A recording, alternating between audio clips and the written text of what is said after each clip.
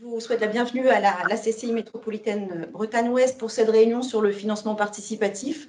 Donc, vous êtes 42 inscrits. Bon, vous êtes 12 dans la salle. Bon, on a beaucoup moins de monde que prévu dans la salle. Bon, à l'écran, je n'ai pas eu le temps de vérifier.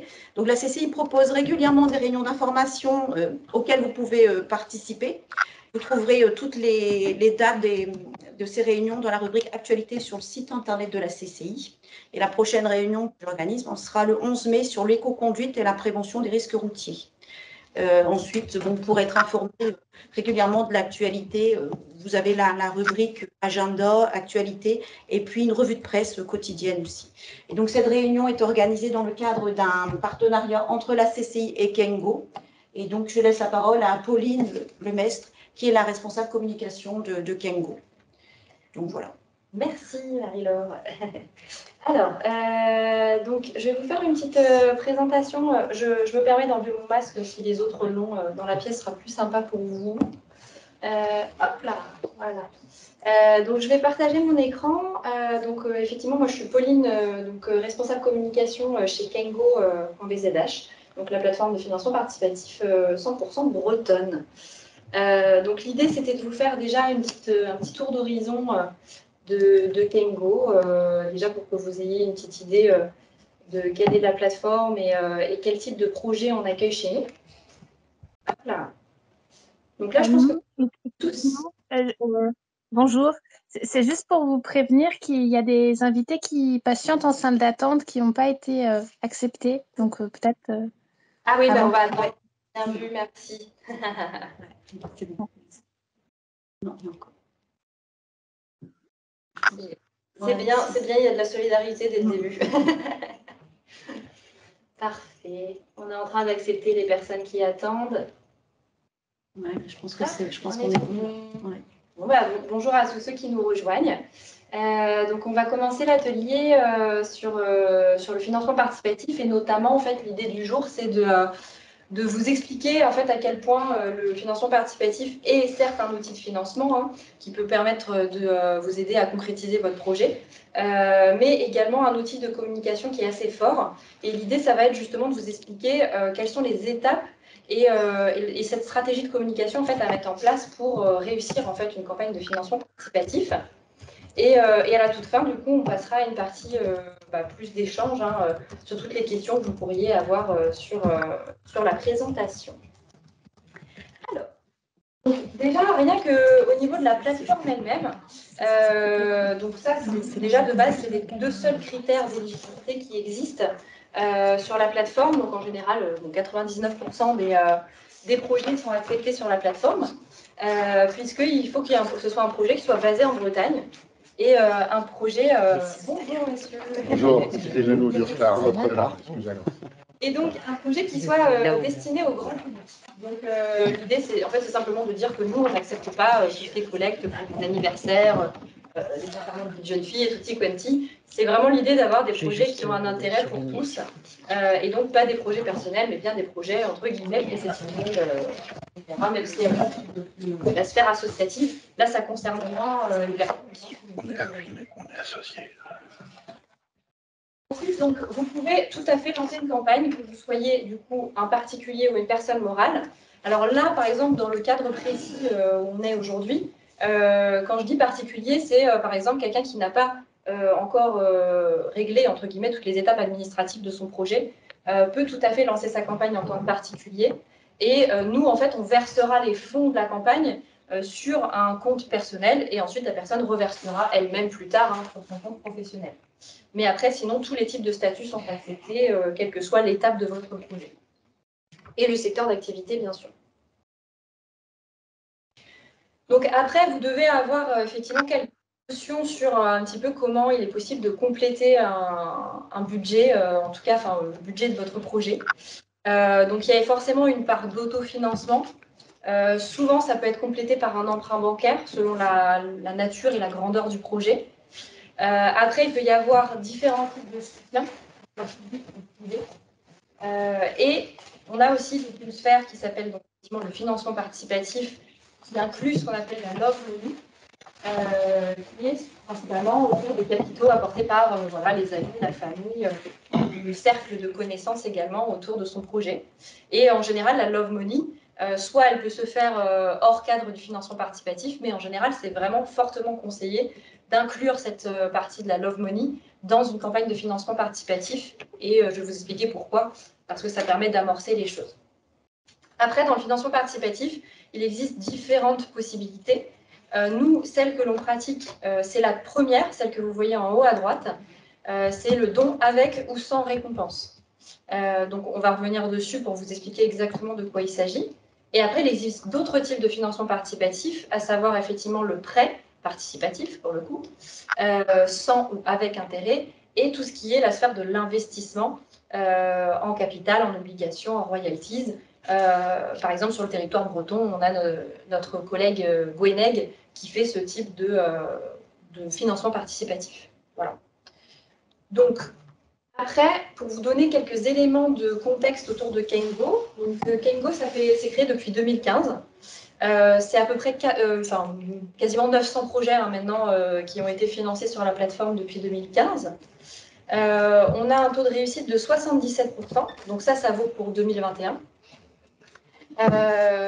Donc ça veut dire que 77% des projets qui se lancent réussissent, sachant que vous allez le voir, nous on a un taux un seuil de réussite à partir de 70% pardon, de votre objectif. Donc en gros, si vous atteignez 70% de votre objectif chez nous, vous pouvez percevoir les fonds qui auront été collectés. D'où le fait de se dire ces deux chiffres-là coïncident plutôt bien, puisque les 77% de réussite collent plutôt avec ce chiffre des 70% de réussite attendue chez nous. Après, bon, ça c'est pour le petit chiffre, hein, c'est les avis des porteurs de projets sur Facebook notamment, 4,7 sur 5. Et après, voilà, vous connaîtrez peut-être aussi les autres plateformes qui existent. Hein. Il existe Ulule, KissKissBankBank, qui sont des plateformes qui sont nationales et qui effectivement ne donnent pas forcément un accès plus vaste au niveau du nombre de contributeurs que vous pourriez avoir. Puisque vous allez le voir, finalement, c'est vraiment la nature de votre réseau et les contacts que vous avez autour de vous pour vraiment, en fait, faire la puissance de votre campagne et non pas le choix de la plateforme. Vraiment, ce que j'aurais envie de vous dire, parce que voilà, l'idée est de vous présenter le financement participatif. Si vous venez chez nous, tant mieux, c'est une bonne chose. Mais après, voilà, nous, on part du principe que vous êtes ouvert à tous les types de plateformes, mais attachez-vous vraiment à l'accompagnement et les plus que vont pouvoir apporter une plateforme, davantage que de se dire c'est une plateforme nationale, donc ça va m'apporter plus.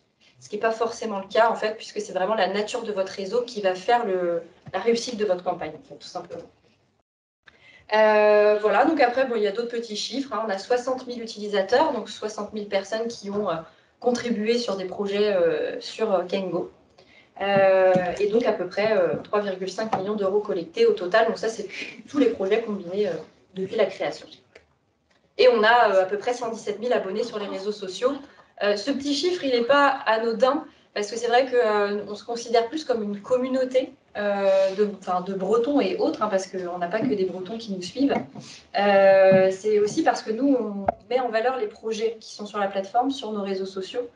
Donc, on met vraiment une grosse importance sur le fait de développer notre communauté, aussi pour les porteurs de projets, pour qu'il y ait un réel bénéfice aussi dans le fait de pouvoir les mettre en avant et qu'ils ne soient pas tout seuls dans leur campagne.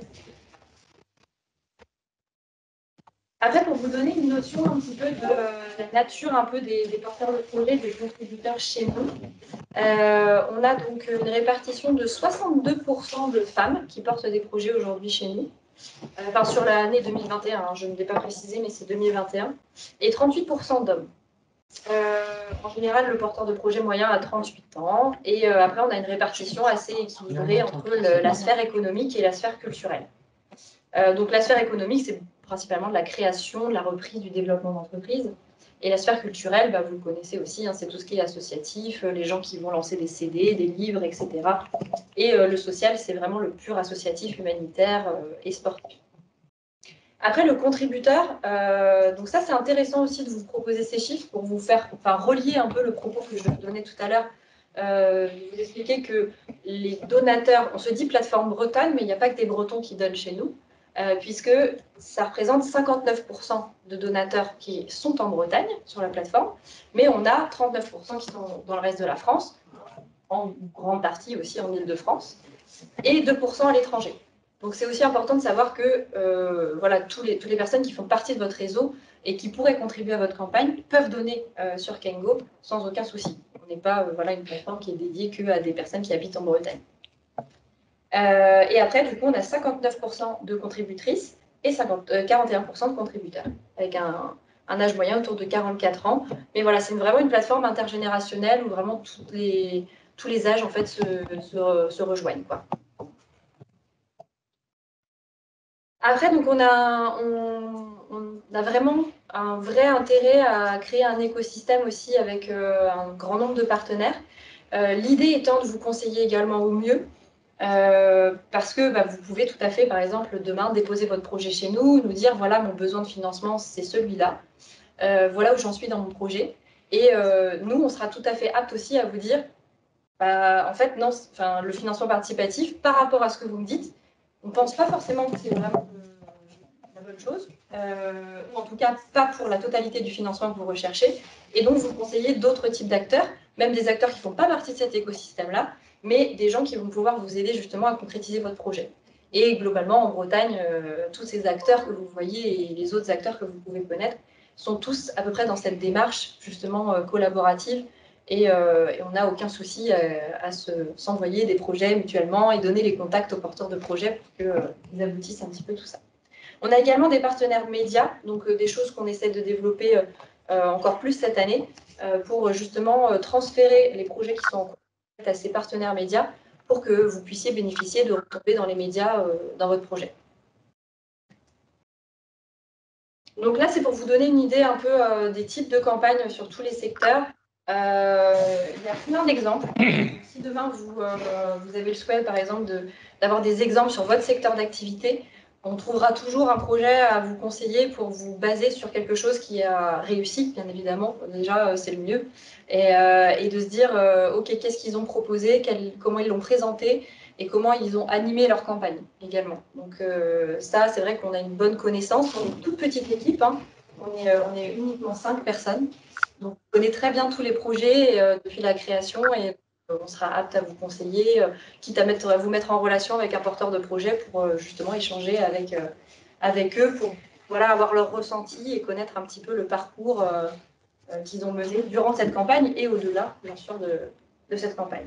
Donc la collecte moyenne, ce que va collecter en général un porteur de projet, c'est autour de 5 000 €. Aujourd'hui, en France, hein, donc ça c'est les chiffres pour nous, c'est 5 000 € par exemple pour 2021. La moyenne se situe autour de 5 000 €. En France, sur les plateformes qui pratiquent le même financement participatif que nous, on est sur un chiffre qui est plus aux alentours de 6 000 – 7 000 € en moyenne. Et là, par exemple, sur le premier trimestre, on est globalement plus autour de 7 000 € nous-mêmes par rapport à toutes les collectes qui ont eu lieu depuis le début de l'année. Donc ça reste qu'une moyenne. Ça peut osciller entre, c'est une fourchette qui est hyper large. Donc il ne faut pas se dire que si vous avez un besoin qui est beaucoup plus conséquent, c'est impossible de le financer en financement participatif. C'est pas du tout impossible puisque nous, on a des collectes qui sont à peu près entre 1 000 € et bon, la plus grosse, c'était 280 000 €, mais je vous dirais quand même qu'on est plus dans les 50 000 €, entre 1 000 et 50 000 €. Voilà, pour faire un petit résumé. Après, au niveau du don moyen, donc c'est ce que donne en général un contributeur sur ce type de campagne, c'est autour de 60 € en moyenne. Ça, c'est sur du don avec contrepartie. Donc c'est quand on propose quelque chose en échange d'un don. Ça, c'est ce chiffre-là, c'est autour de ce don avec contrepartie. Nous, on pratique, donc là, vous le voyez hein, avec la slide précédente, c'est soit le financement participatif de don avec contrepartie. L'idée étant d'aller chercher un objectif financier. Donc là, vous le voyez, 19 000, 56, 4 000, 4 800, etc. Là, je vais chercher une enveloppe budgétaire pour concrétiser mon projet. L'idée étant de dire aux gens, voilà, cette enveloppe budgétaire-là, je vais l'investir dans tel aspect de mon projet. Donc, acheter du matériel, faire des travaux, acheter des supports de communication, etc. etc. Et l'idée, c'est vraiment de se dire, voilà, je propose des contreparties en échange de vues. Après, vous avez une deuxième possibilité, c'est la prévente. Ça dépend vraiment de votre activité. Vous pouvez décider de dire, moi, je veux couvrir les frais de mon produit ou de mon service et du coup proposer une sorte de précommande. Donc ça peut concerner pas mal de secteurs d'activité, que ce soit de la restauration, que ce soit la mode, que ce soit de l'alimentaire, etc. Ça peut être très très vaste. Et l'idée, c'est de structurer cette campagne de prévente vraiment comme de la précommande. On n'est pas, on est vraiment dans un cadre spécifique là. Et ça, nous, on aura vraiment vocation à vous aider à définir un objectif aussi qui soit atteignable et réaliste par rapport à vos objectifs. Alors après, au niveau de notre accompagnement, c'est assez simple. En fait, on est présent à toutes les étapes du parcours. Vous allez déposer votre projet chez nous.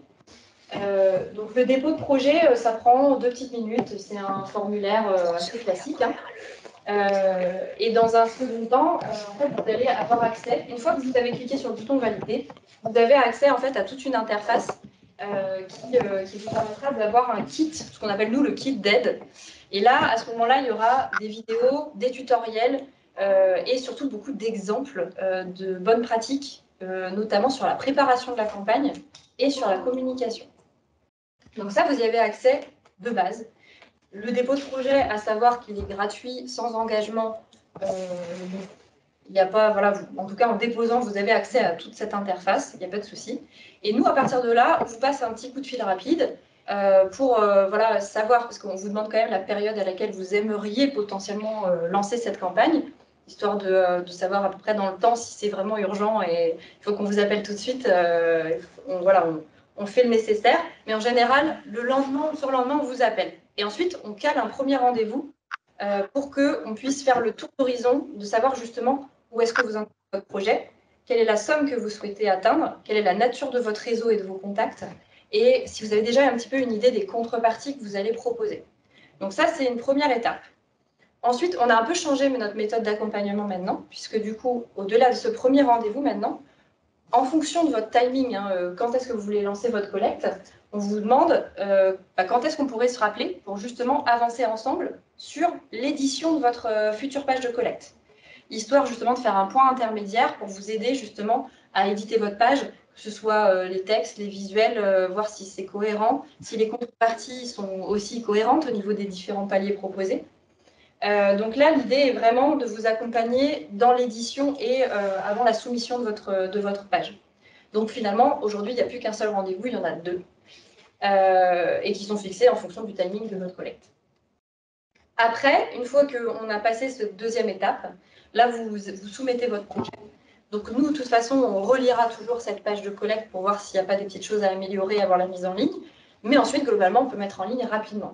Selon votre besoin de mise en ligne, il peut être très rapide, c'est-à-dire que vous pouvez déposer un lundi, enfin pour vous donner une idée, un lundi, et le mercredi, il peut être en ligne, le projet. Donc voilà, 2 jours, c'est à peu près le minimum pour se dire, ok, on a édité, on a avancé ensemble et on met en ligne. Après, on a effectivement aussi un point à mi-parcours. Donc une collecte, en moyenne, ça dure 2 mois. Ça peut durer 1 mois, 1 mois et demi, 2 mois, 3 mois max. Le maximum, c'est vraiment 3 mois parce que du coup, 3 mois, au bout d'un moment, ça va être très contre-productif. C'est-à-dire que vous n'allez plus trop savoir qui solliciter. En gros, vous allez un peu pédaler dans la semoule et en plus de ça, pour vous, vous allez perdre en dynamique et vos contributeurs, si eux, par exemple, dès le départ, ils voient qu'il y a une collecte à J-90, ils vont dire « Ah, j'ai le temps, je ferai mon don, je le ferai plus tard. » C'est pas grave. Donc, ils passent leur chemin, ils ferment la page et on risque de les perdre, en fait. Donc, le meilleur timing, nous, qu'on conseille, c'est 45 jours. C'est 1 mois et demi. Sachant que chez nous, il n'y a pas de problème. Si on doit prolonger votre campagne parce qu'on voit qu'au bout d'1 mois et demi, il vous manque encore un peu d'argent pour atteindre votre objectif, on prolonge la campagne. Donc voilà, c'est assez flexible. Et après, du coup, arrive ce petit point à mi-parcours qui permet de faire le point sur votre communication. Quelles sont les actions que vous avez menées jusque-là et qu'est-ce que nous, on peut vous conseiller de faire, que ce soit sur les réseaux sociaux, que ce soit au niveau des médias, que ce soit au niveau des prestataires, des partenaires qui sont autour de vous, que vous n'auriez peut-être pas sollicité. Et l'idée, c'est vraiment de vous accompagner comme ça à mi-parcours pour voir s'il n'y a pas un rééquilibrage à faire dans les actions que vous avez menées. Ça va? Ah ben, Et puis après, donc, la fin de la collecte arrive. Et après, normalement, si vous avez... Alors, de toute façon, il y a une personne qui est dédiée chez nous à toute la partie administrative. Hein, donc, selon votre statut, le statut que vous avez renseigné, on vous demande du coup des pièces justificatives pour pouvoir vous faire le virement final, qui sont des pièces uniquement à titre de conformité pour pouvoir verser des fonds bancaires. Et donc, à partir du moment où vous avez donné ces pièces, nous, si la fin de collecte, voilà, imaginons que ce soit aujourd'hui, jeudi, le lendemain, ou éventuellement après, si on parle jour ouvré, ça va être 24-48 heures, on pourra vous verser les fonds. Donc c'est assez rapide derrière la clôture de la campagne. Alors là, on va aller vraiment dans le concret de comment fixer le montant, la durée, construire la page de collecte, la stratégie de communication et les contreparties. Donc là, c'est vraiment le cœur de l'atelier même, où effectivement, on va aborder ces 4 points. Donc on l'a déjà vu au niveau de la durée. Ça dure en général entre 45 et 60 jours, une collecte. Ce que je vous dirais vraiment, c'est que le plus important quand vous décidez à faire une collecte, une campagne de financement participatif, c'est pas tant l'échéance de savoir quand est-ce que vous allez avoir besoin des fonds, c'est aussi de vous poser la question de vous dire, est-ce que pendant le mois et demi ou les 2 mois de campagne qui vont arriver, est-ce que je vais avoir le temps concrètement de passer du temps à communiquer, à envoyer des messages à mon réseau? Est-ce que je vais être dispo? Donc typiquement, voilà, si vous avez des gros dossiers ou des gros sujets ou des travaux à faire ou qu'il y a une ouverture qui arrive, souvent, des fois, on est pris dans le feu de l'action et en fait, la campagne de financement participatif, 1 jour, 2 jours, 3 jours, on dit au bout d'une semaine, mince, j'ai mené aucune action, j'ai pas envoyé de message, j'ai pas fait de publication sur les réseaux sociaux, j'ai pas sollicité les médias et le temps file assez vite. Hein. Sur 2 mois, ça arrive vite quand même. Donc l'idée, c'est vraiment de se dire, à minima, de consacrer 30 minutes par jour à sa campagne de financement participatif. Se dire, je sais pas, à 18h, je prends 30 minutes tous les jours pour me dire, OK, je mène une action sur ma campagne de financement participatif. Après, au niveau de la construction de la page de collecte, hein, on va le voir après. Là, on va d'abord parler de la communauté, qui est également très importante. Donc, l'idée, c'est vraiment de vous dire que c'est une opportunité de communication qui est intéressante. De se dire que finalement, en 2 mois de campagne, on va être assez rapidement fixé sur le fait que potentiellement le projet plaît à un réseau plus large que simplement son propre réseau. De se dire, finalement, au bout de 2 mois, je vais savoir rapidement si l'enveloppe budgétaire que j'avais besoin, je vais l'avoir ou je ne vais pas l'avoir. Donc finalement, c'est tenter quand même de se dire, je communique, je vais faire un peu de bruit autour de mon projet. Et puis, au pire, entre guillemets, si on part sur le pire en se disant que ça ne réussit pas, j'ai quand même élargi mon réseau, construit une communauté, et je suis rapidement fixée sur le fait que j'ai cette enveloppe budgétaire ou je ne l'ai pas, et je passe à la suite dans mon projet. Donc, c'est vraiment une opportunité à tenter si vous êtes intéressé justement par cette partie communication et élargissement de communauté, quoi. C'est vraiment le bon moment pour se faire du réseau, élargir son réseau, créer sa future clientèle potentiellement, ou rebooster sa clientèle selon la typologie de votre projet. Donc l'idée, ça va être de vous guider. Alors là, la construction de la communauté, elle est importante surtout autour des réseaux sociaux. Donc je ne sais pas, on pourra certainement en parler tout à l'heure pendant le temps d'échange, voir un peu si vous êtes à l'aise avec les réseaux sociaux aussi. C'est pas infaisable. Alors, il y a déjà des projets qui sont lancés, ils n'avaient pas de réseaux sociaux, ou des réseaux sociaux très petits, quoi, avec pas grand monde. Mais au-delà de ça, ils avaient beaucoup de réseaux quand même. C'est-à-dire qu'on peut avoir des contacts dans son téléphone, des contacts mail, etc. et ça peut fonctionner. Le tout, c'est de bien structurer la chose, et c'est tout ce qu'on va voir après, les différentes étapes justement de cette stratégie de communication. Après, on vous donne un petit chiffre qui quand même fait réfléchir autour des réseaux sociaux, c'est quand même qu'aujourd'hui, 6 dons sur 10, 6 à 7 dons sur 10 proviennent quand même des réseaux sociaux. Donc ça, c'est tout simplement en recoupant les infos avec Google Analytics sur les campagnes. Et voilà, ce chiffre, il ressort quasiment systématiquement. Et l'idée, surtout, ça va être de... Nous, on vous... Enfin, ça va être une formation autour de la communication, cette campagne-là. Elle va vous permettre de vous rendre compte aussi que derrière une communication, c'est pas tant le beau logo, les beaux visuels, les beaux slogans. C'est l'humain qui est super important derrière le projet. C'est vraiment vous qui portez votre projet. C'est vous qui amenez une personnalité à votre projet.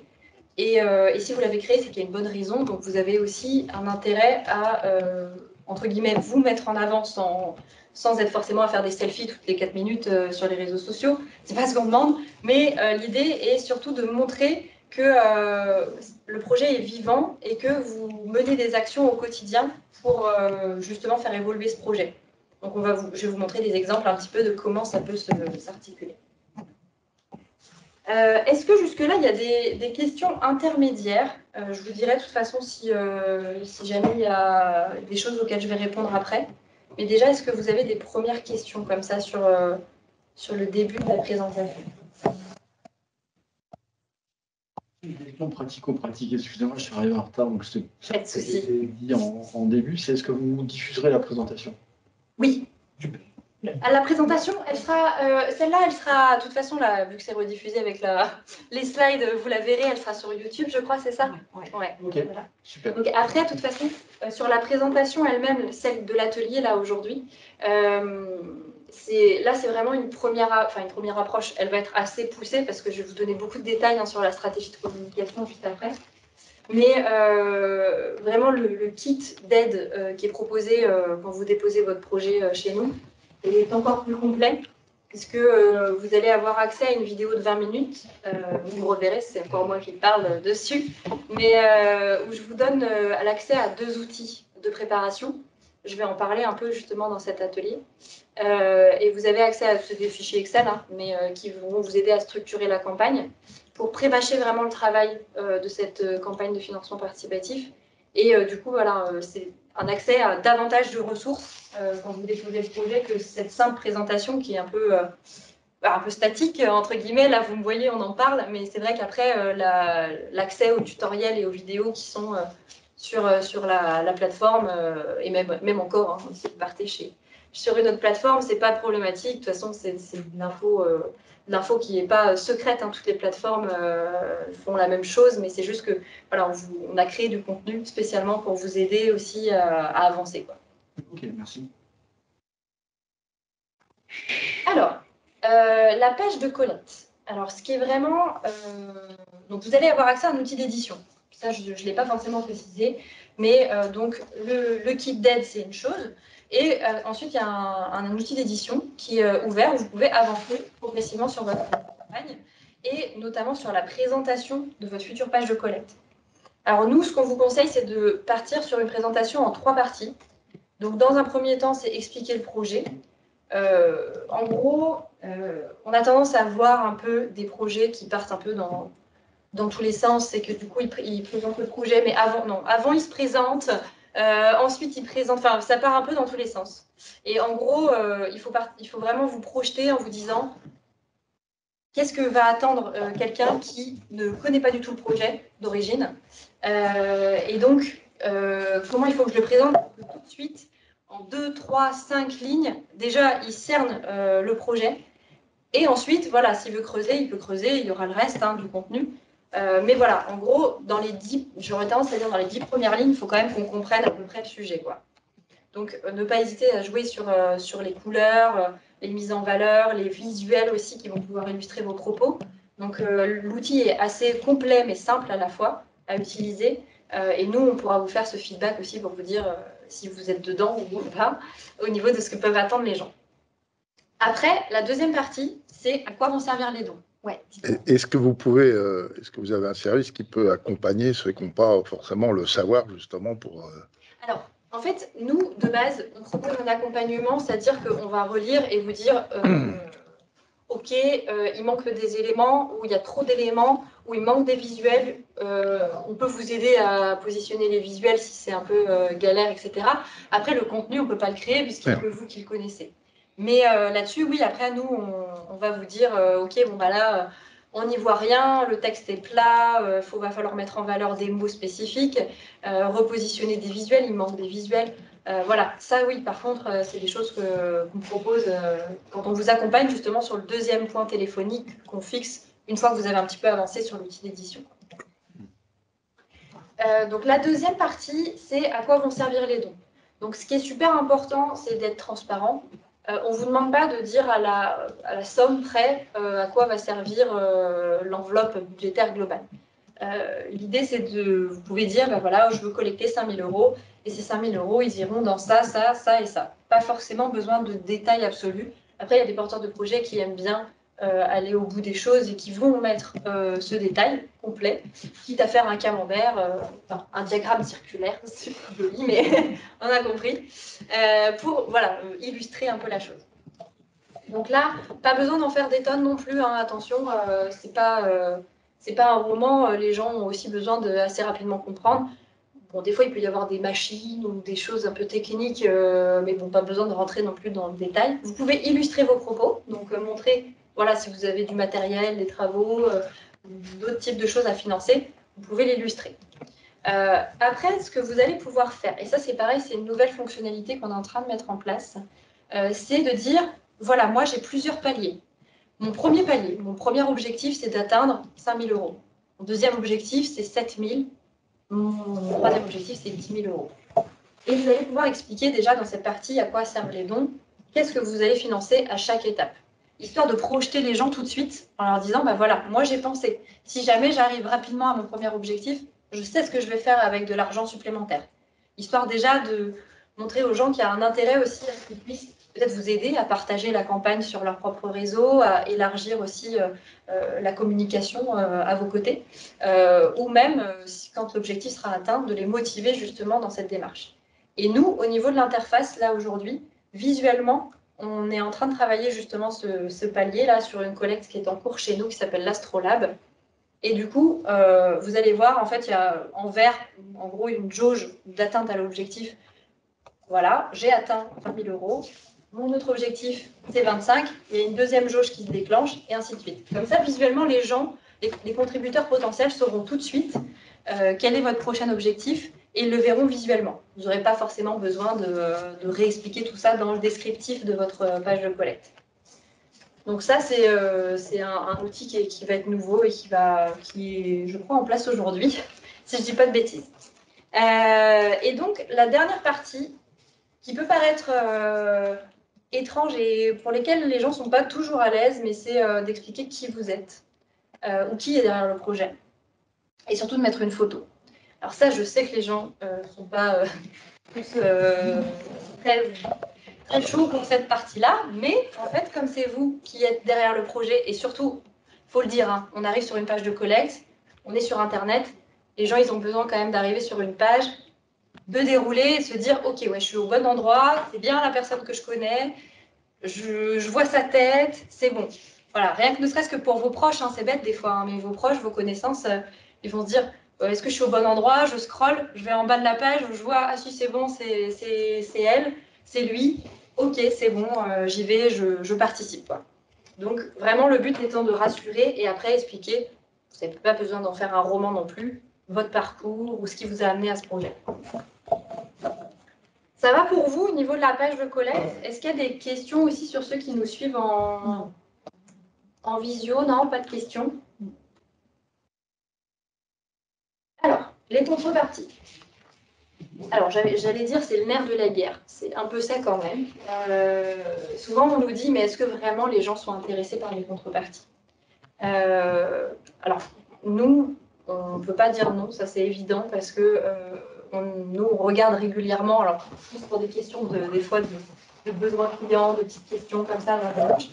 Vous avez accès à un listing de contributeurs. Donc, c'est-à-dire que pendant la campagne, vous allez pouvoir exporter la liste des contributeurs, voir qui a pris quoi. Et comme ça, vous allez pouvoir, quand la campagne sera finie, gérer vos contreparties.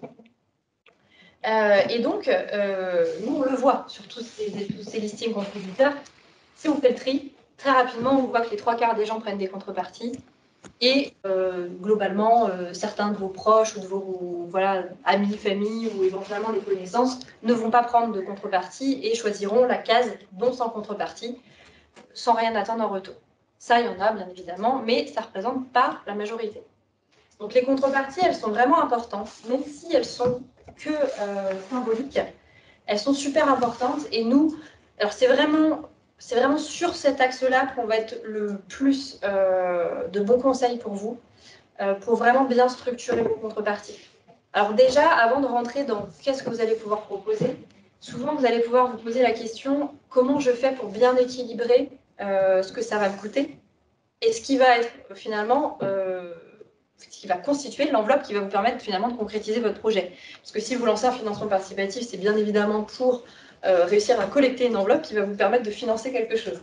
Donc le but, c'est pas non plus que les contreparties, ce que vous allez proposer en échange, finalement soient un gouffre financier. C'est pas l'objectif. Donc nous, ce qu'on vous conseille, c'est d'avoir une répartition d'un tiers. Donc là, on le voit en bas, l'astuce, par exemple, c'est pour un palier à 60 €, la valeur de la contrepartie en face, elle doit à peu près être de 20 €. Voilà. Donc ça se vaut d'autant plus quand vous montez dans les paliers de contrepartie.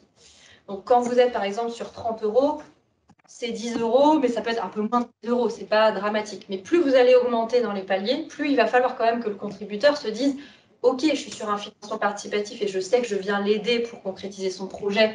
Je ne vais pas avoir la valeur marchande du truc en échange, hein, c'est évident. » Mais quand même, qu'ils se disent « Ouais, je suis là, j'ai quand même quelque chose qui me semble satisfaisant par rapport à ce que je vais mettre dans sa campagne de financement. » Donc, voilà, effectivement, vous n'allez pas proposer un café à 100 €. Sinon, personne va commencer à se dire « Oh, cher le café quand même. Hein. » Donc, voilà, l'idée, c'est vraiment de trouver le bon équilibre, de calculer vos coûts aussi, ça, on en est conscient, et surtout d'avoir un effet cumulatif. Donc, je m'explique. Si, par exemple, à 10 €, vous proposez à la personne une carte de remerciement qui va être envoyée par la poste, à 20 €, on va retrouver ce qu'il y avait à 10 €, donc la carte de remerciement envoyée par la poste, plus, par exemple, une invitation à l'inauguration. Et ensuite, hop, on passe à la contrepartie, je ne sais pas, à 50 €, et on va retrouver la carte de remerciement, l'invitation à l'inauguration, et une autre contrepartie en plus, un produit, un service ou autre goodie, etc.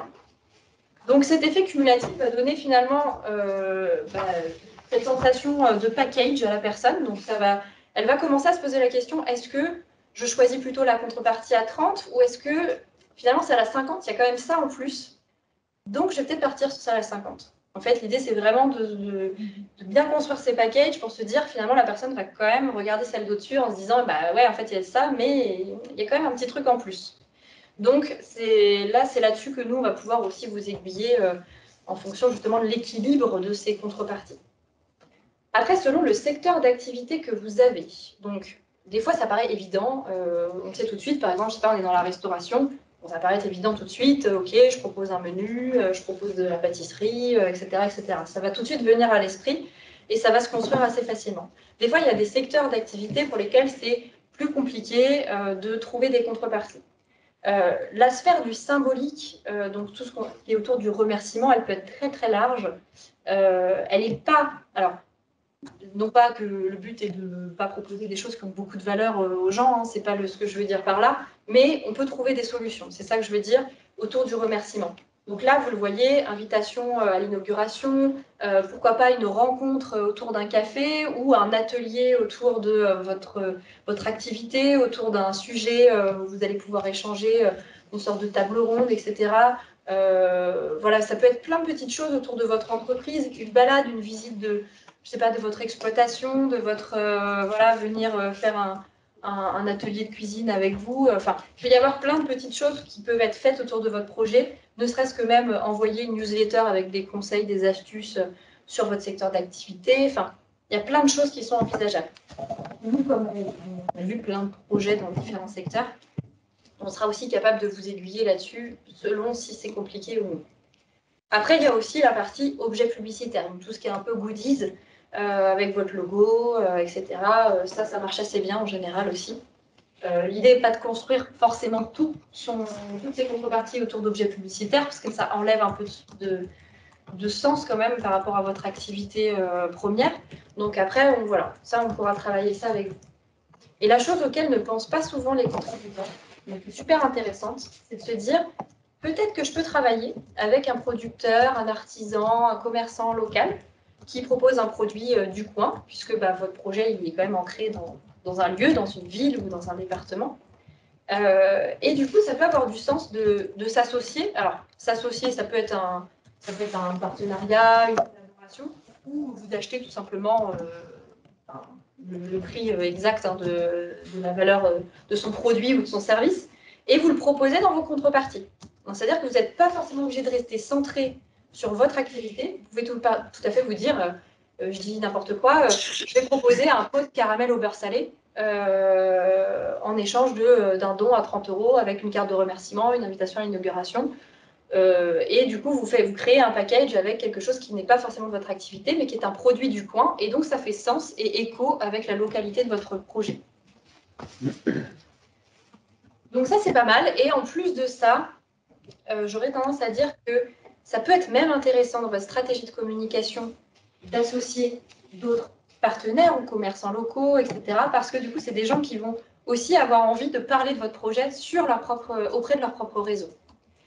Donc, ça peut être intéressant aussi de se dire, OK, je m'associe à quelqu'un ou je propose les produits ou les services de quelqu'un. Et voilà, il y a une communication, un réseau qui va se mettre en place autour de nos 2, 3, 4, selon le nombre de personnes que vous allez solliciter. Ça va se créer comme ça et ça va être collaboratif. Et important, alors ça, super important, c'est toujours se dire, les contacts, il y en a qui sont du coin, il y en a qui sont sur place, qui vont pouvoir se déplacer pour consommer ou venir chercher une contrepartie. Mais attention, il y a des gens de votre réseau, et souvent quand même votre partie pour certains, qui ne sont pas sur place. Donc ça, il faut penser aux proches, à la famille, les amis, qui sont à droite à gauche, en France, à l'étranger. Et ces gens-là, forcément, vous allez également les solliciter. Et donc, il faut penser à proposer une contrepartie, à une seule, à minima une seule, même si vous pouvez en proposer plus, c'est encore mieux, mais une que vous allez pouvoir expédier. Donc, que vous allez pouvoir envoyer à ces contributeurs qui ne sont pas sur place. Donc ça, c'est vraiment important de penser au moins à une contrepartie de ce type. Ça va sur les contreparties? Ouais. Alors là c'est un exemple de projet. La laiterie brestoise, bon, ça parlera du coup à ceux qui sont ici. Donc là, pour vous donner un exemple, donc elle, à 10 €, elle avait mis donc une carte postale aimantée pour mettre sur le réfrigérateur et le remerciement sur le mur des contributeurs. Donc le mur des contributeurs, c'est assez courant et c'est assez sympa à mettre. C'est quand on a un établissement physique, ouvert au public ou non, hein, mais en tout cas, c'est intéressant de le faire, de dire un endroit dans ma boutique, dans mon établissement, dans mon food truck, etc. Je vais avoir une petite affiche ou un petit endroit où je vais avoir tous les prénoms des contributeurs pour les remercier d'avoir contribué. Ça peut être d'ailleurs aussi mettre les prénoms sur un endroit, sur le site internet, sur une plaquette, sur un livre, etc. Donc ça, c'est quelque chose qui fonctionne bien. Ensuite, à 20 €, elle avait mis exactement ce qu'il y avait dans la contrepartie à 10 €, plus 2 yaourts à venir chercher à l'ouverture. Elle avait proposé une deuxième contrepartie à 20 €. Donc là, en se disant, je propose 2 choses qui peuvent correspondre à 2 typologies aussi de contributeurs qui n'ont peut-être pas envie de produits laitiers parce que, je ne sais pas, ils sont intolérants au lactose. Ou, voilà. Donc, elle propose une deuxième contrepartie à 20 €. Donc ça, vous pouvez le faire, il n'y a pas de souci. Là, c'était peut-être aussi justement pour les gens qui ne pouvaient pas se déplacer, non, en fait, par Alors rapport au yaourt. là, je pense qu'elle a dû le mettre, là, je n'ai pas le détail, mais en fait, vous avez une petite case qui peut être cochée disant j'ai besoin de l'adresse postale de la personne. Et dans ce cas, ça veut dire que ça va être expédié. Donc là je ne suis pas rentrée dans le détail, parce que pour certains, elle a mis que c'était expédié. Par exemple, pour 50 €, là, on le voit, le sac en tissu avec l'Opinel gravé. à venir récupérer à la laiterie ou envoi postal possible. Des fois, c'est bien de le préciser aussi directement sur la contrepartie. Donc voilà, et elle a cumulé ces différents paliers et même visuellement, et c'est là que c'est intéressant, c'est qu'elle a créé des visuels aussi associés pour montrer voilà, le cumul des contreparties et tout ce qu'on a dans le package. Donc après, voilà, ça c'est bien d'illustrer vos propos au niveau des contreparties si vous le pouvez, parce que ça va illustrer, disons, projeter les gens dans ce qu'ils vont avoir en termes de contrepartie. Alors, la stratégie de communication. Donc là, vous allez le voir, on est obtus sur la stratégie de communication. Faut être assez procédurier dans la manière dont c'est fait, notamment le démarrage. La première étape, vous ne pouvez pas passer à côté. Ou difficilement, à moins que vous ayez vraiment un réseau de clientèle déjà existante, ça peut arriver. Donc si on est dans le cadre d'un développement et qu'on a une clientèle existante, ça peut. Mais en général, l'étape 1, vous ne pouvez pas passer à côté parce que ça va vraiment amorcer la dynamique de la campagne. Donc la première étape, c'est la première semaine de campagne, vous allez communiquer auprès de votre réseau personnel. Donc le réseau personnel, c'est les amis, la famille et les connaissances. L'idée étant bien sûr de communiquer, alors ça c'est super important tout du long de le garder à l'esprit, de la personne la plus proche de vous à la personne la plus éloignée. Donc vous dire, ok, la personne qui me connaît le mieux, qui a le plus confiance en moi, donc quand je dis plus proche, c'est une histoire de confiance aussi, c'est qui? Et cette personne-là, pourquoi je la sollicite en premier? Tout simplement parce que c'est une personne qui me connaît bien. Alors qu'elle connaisse super bien mon projet, c'est pas grave, mais en tout cas qu'elle me connaisse très bien, ça c'est super important. Parce que du coup, cette personne-là ne va avoir aucun a priori sur le projet, ne va pas avoir besoin finalement d'avoir confiance dans le projet ou de relire l'intégralité des détails de votre page de collecte.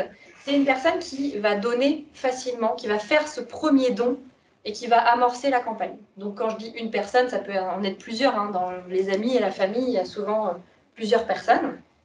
Et l'idée, ça va être de leur envoyer un message.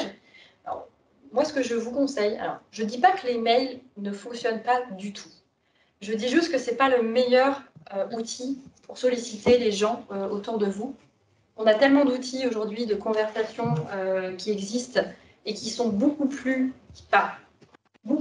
moins formels que les mails, que je vous conseille vraiment de partir là-dessus. Pour les amis et la famille, typiquement WhatsApp, Messenger, éventuellement les SMS, hein, si vous n'utilisez pas du tout ce type d'outils. Mais l'idéal, c'est vraiment de passer par là et de passer par des conversations groupées. Attention aux groupés. L'idée, c'est pas de vous dire, il y a un an, j'ai fait mon anniversaire, il y avait 30-40 personnes dans un groupe, je balance ça là-dessus. Alors là, surtout pas, parce que là, du coup, vous allez vous retrouver avec des gens qui ne se connaissent pas forcément super bien entre eux, qui vont voir le message et aucun va oser vous répondre ou envoyer un petit message sympa en disant oui, j'ai participé. Donc en fait, ça va vraiment passer à la trappe. Donc essayez de créer des petits groupes de personnes, ça c'est super important, qui se connaissent entre elles. Donc voilà, des gens qui vraiment se sont déjà rencontrés, se connaissent bien. Donc en général, ça va être un petit groupe dans la famille, un deuxième petit groupe dans la famille, ainsi de suite. Pareil pour les amis. L'idée étant de créer une sorte de cocon, entre guillemets, avec ces gens-là, qui naturellement, en fait, vont presque répondre à votre message.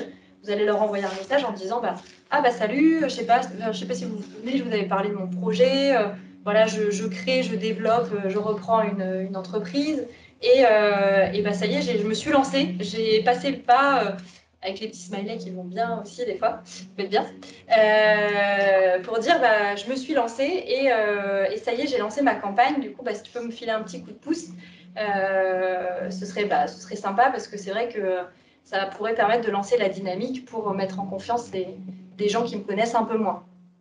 Et vous le faites avec votre patte. Hein. L'idée, c'est que vous avez votre personnalité, votre manière de discuter avec ces gens-là. Donc, ne partez pas du principe que vous avez forcément besoin de faire un message qui est hyper formel. Adaptez votre discours à la personne que vous avez en face.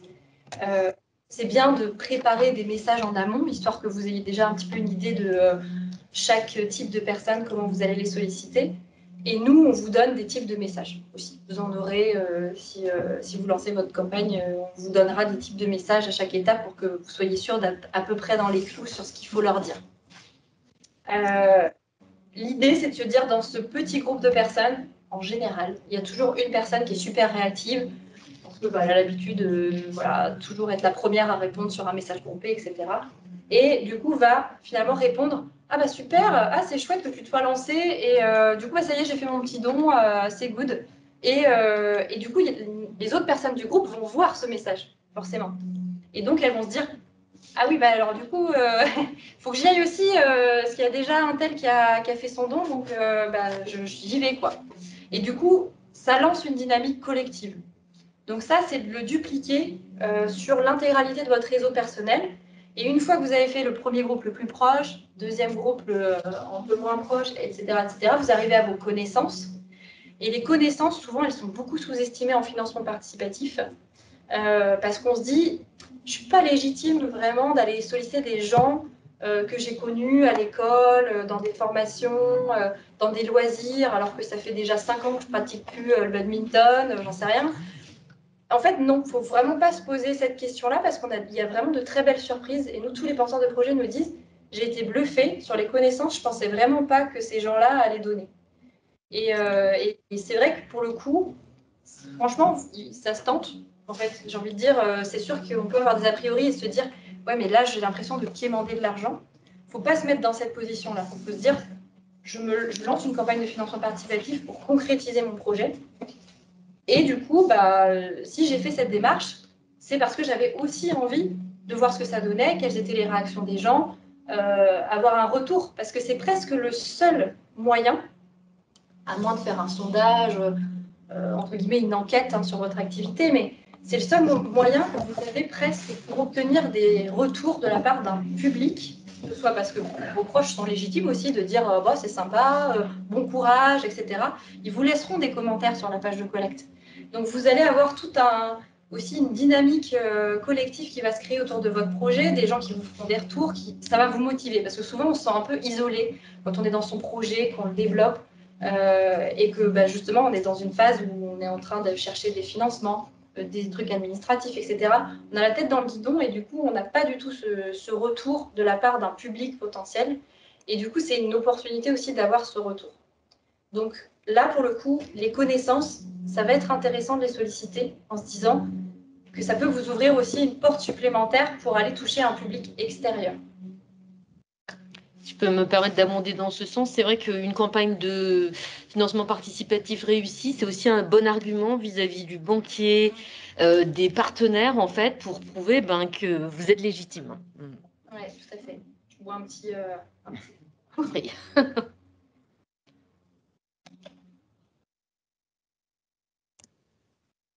Donc voilà, ça vous paraît clair sur le réseau perso? Je pense que jusque-là, ça va, c'est à peu près simple parce qu'on connaît son réseau perso. On arrive à peu près à juger justement combien de personnes ça représente. Donc ça va être important que vous arriviez à avoir une notion un petit peu justement de ce nombre de personnes que représente votre réseau. Et du coup, à la fin, une fois que j'aurai fini la stratégie de communication, je reviendrai sur ce que je montrais un petit peu précédemment, c'est-à-dire le calcul du montant et de l'objectif de votre collecte. Parce que vous aurez justement compris les différents réseaux qu'il faut solliciter dans la campagne. Et donc, ça vous permettra d'avoir une meilleure notion de ce calcul de l'objectif et du montant, puisqu'il est relié directement à ce réseau. Donc, la deuxième étape. Alors, effectivement, j'ai mis une notion aussi sur la première sphère de combien à peu près il est idéal d'atteindre quand on sollicite son réseau perso et à partir de quand on va pouvoir déclencher la deuxième phase. Et l'idée, ça va être d'à peu près atteindre 20 à 30% de votre objectif financier, donc l'objectif que vous êtes fixé pour la campagne, avant de déclencher la deuxième partie de communication.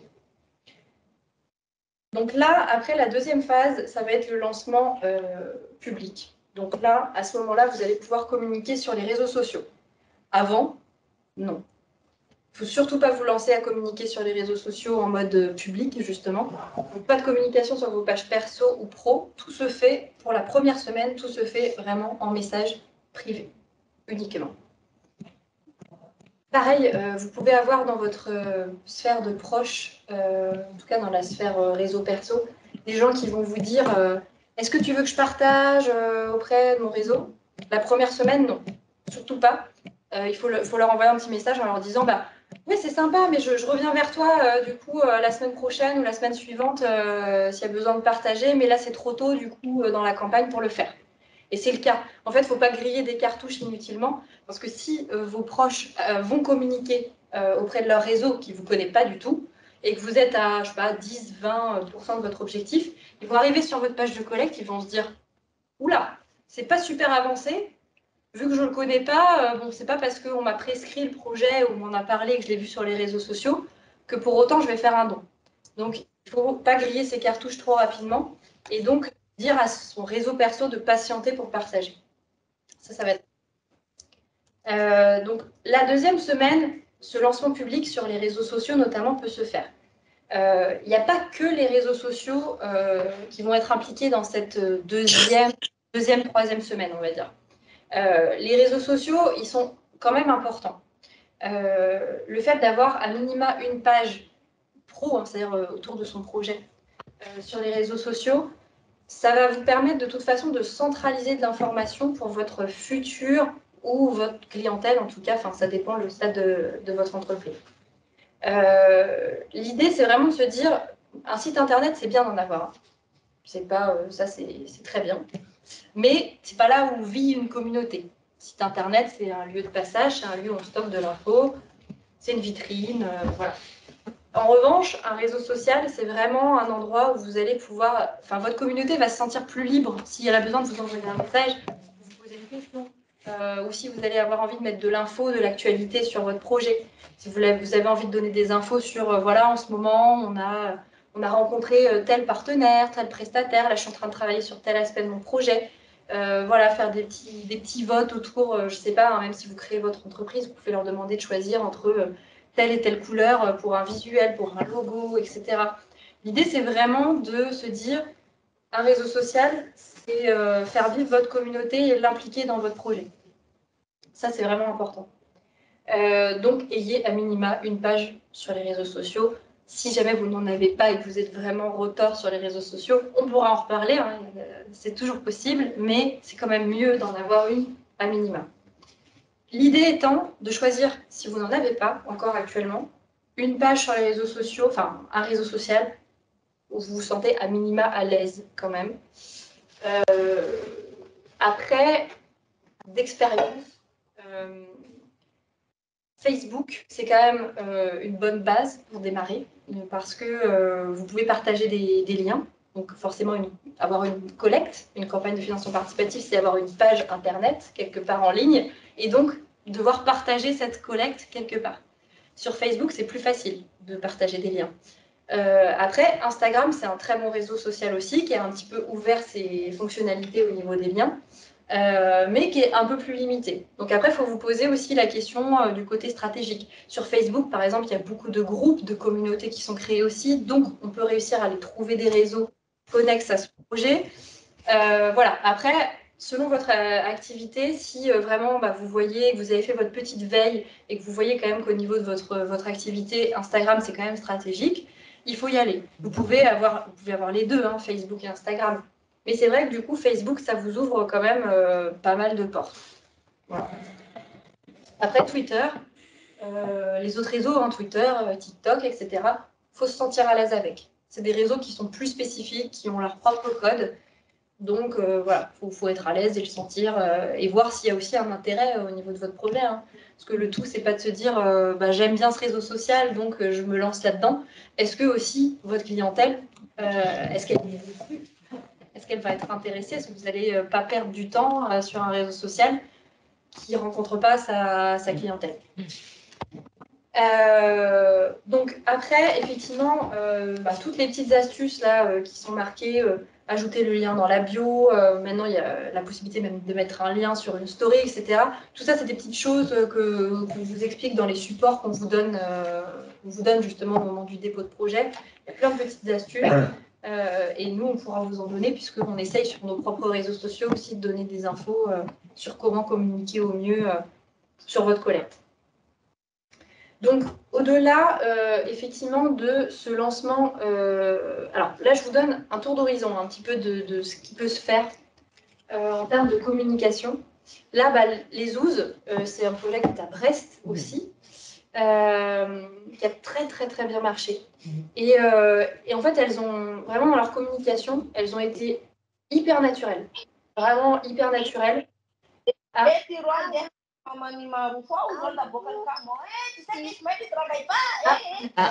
Alors, On a une animation. Tu me dis quand c'est bon. Parfait. On a fait une petite pause. On avait un micro qui était allumé quelque part. Donc, on a cru que quelqu'un posait une question, mais non. Il n'y en a plus d'autres. Donc oui, pour revenir sur les Ouzes, je disais qu'elles avaient eu vraiment une communication hyper naturelle dans leur approche et assez sympathique. En fait, elles n'ont pas cherché à faire une communication qui était forcément hyper visuelle, hyper belle. Elles ont eu envie de... Parce qu'elles étaient deux aussi, donc c'est vrai que quand on est deux à faire des photos, on se sent tout de suite un peu moins seul aussi, donc forcément ça se comprend. Autour de l'univers culinaire, c'est un peu plus facile aussi d'essayer de glaner un peu des likes sur les réseaux, des partages, etc. Mais ça peut se dupliquer dans plein de secteurs d'activité. C'est-à-dire que là, par exemple, on voit en haut le J-3 avant la fin de campagne et bon, vous le voyez peut-être pas super bien comme ça à l'écran, mais elles étaient devant leur PC avec plein de paperasses devant elles, comme si elles étaient un peu stressées. Voilà, vous pouvez en fait faire des contenus un peu voilà, avec votre touche d'humour, avec un côté sympathique. Vous pouvez aussi très bien, par exemple, en cours de route, parce que ça, c'est des idées de communication autour de la campagne. Mais attention, ça ne veut pas dire que sur les réseaux sociaux, vous ne devez, pendant 2 mois, que faire du contenu centré sur la campagne de financement. Parce que là, au contraire, si vous faites que ça, les gens, ils vont être saoulés. Vraiment, ils vont se dire, oh là là, mais moi, j'arrête de regarder cette page parce qu'ils ne parlent que de leur campagne. C'est vraiment saoulant. Donc, vous continuez à faire votre communication classique, à faire des publications, des photos, des vidéos, etc. sur le quotidien. Qu'est-ce que vous vivez dans votre entreprise, dans votre projet de création, dans votre développement, etc.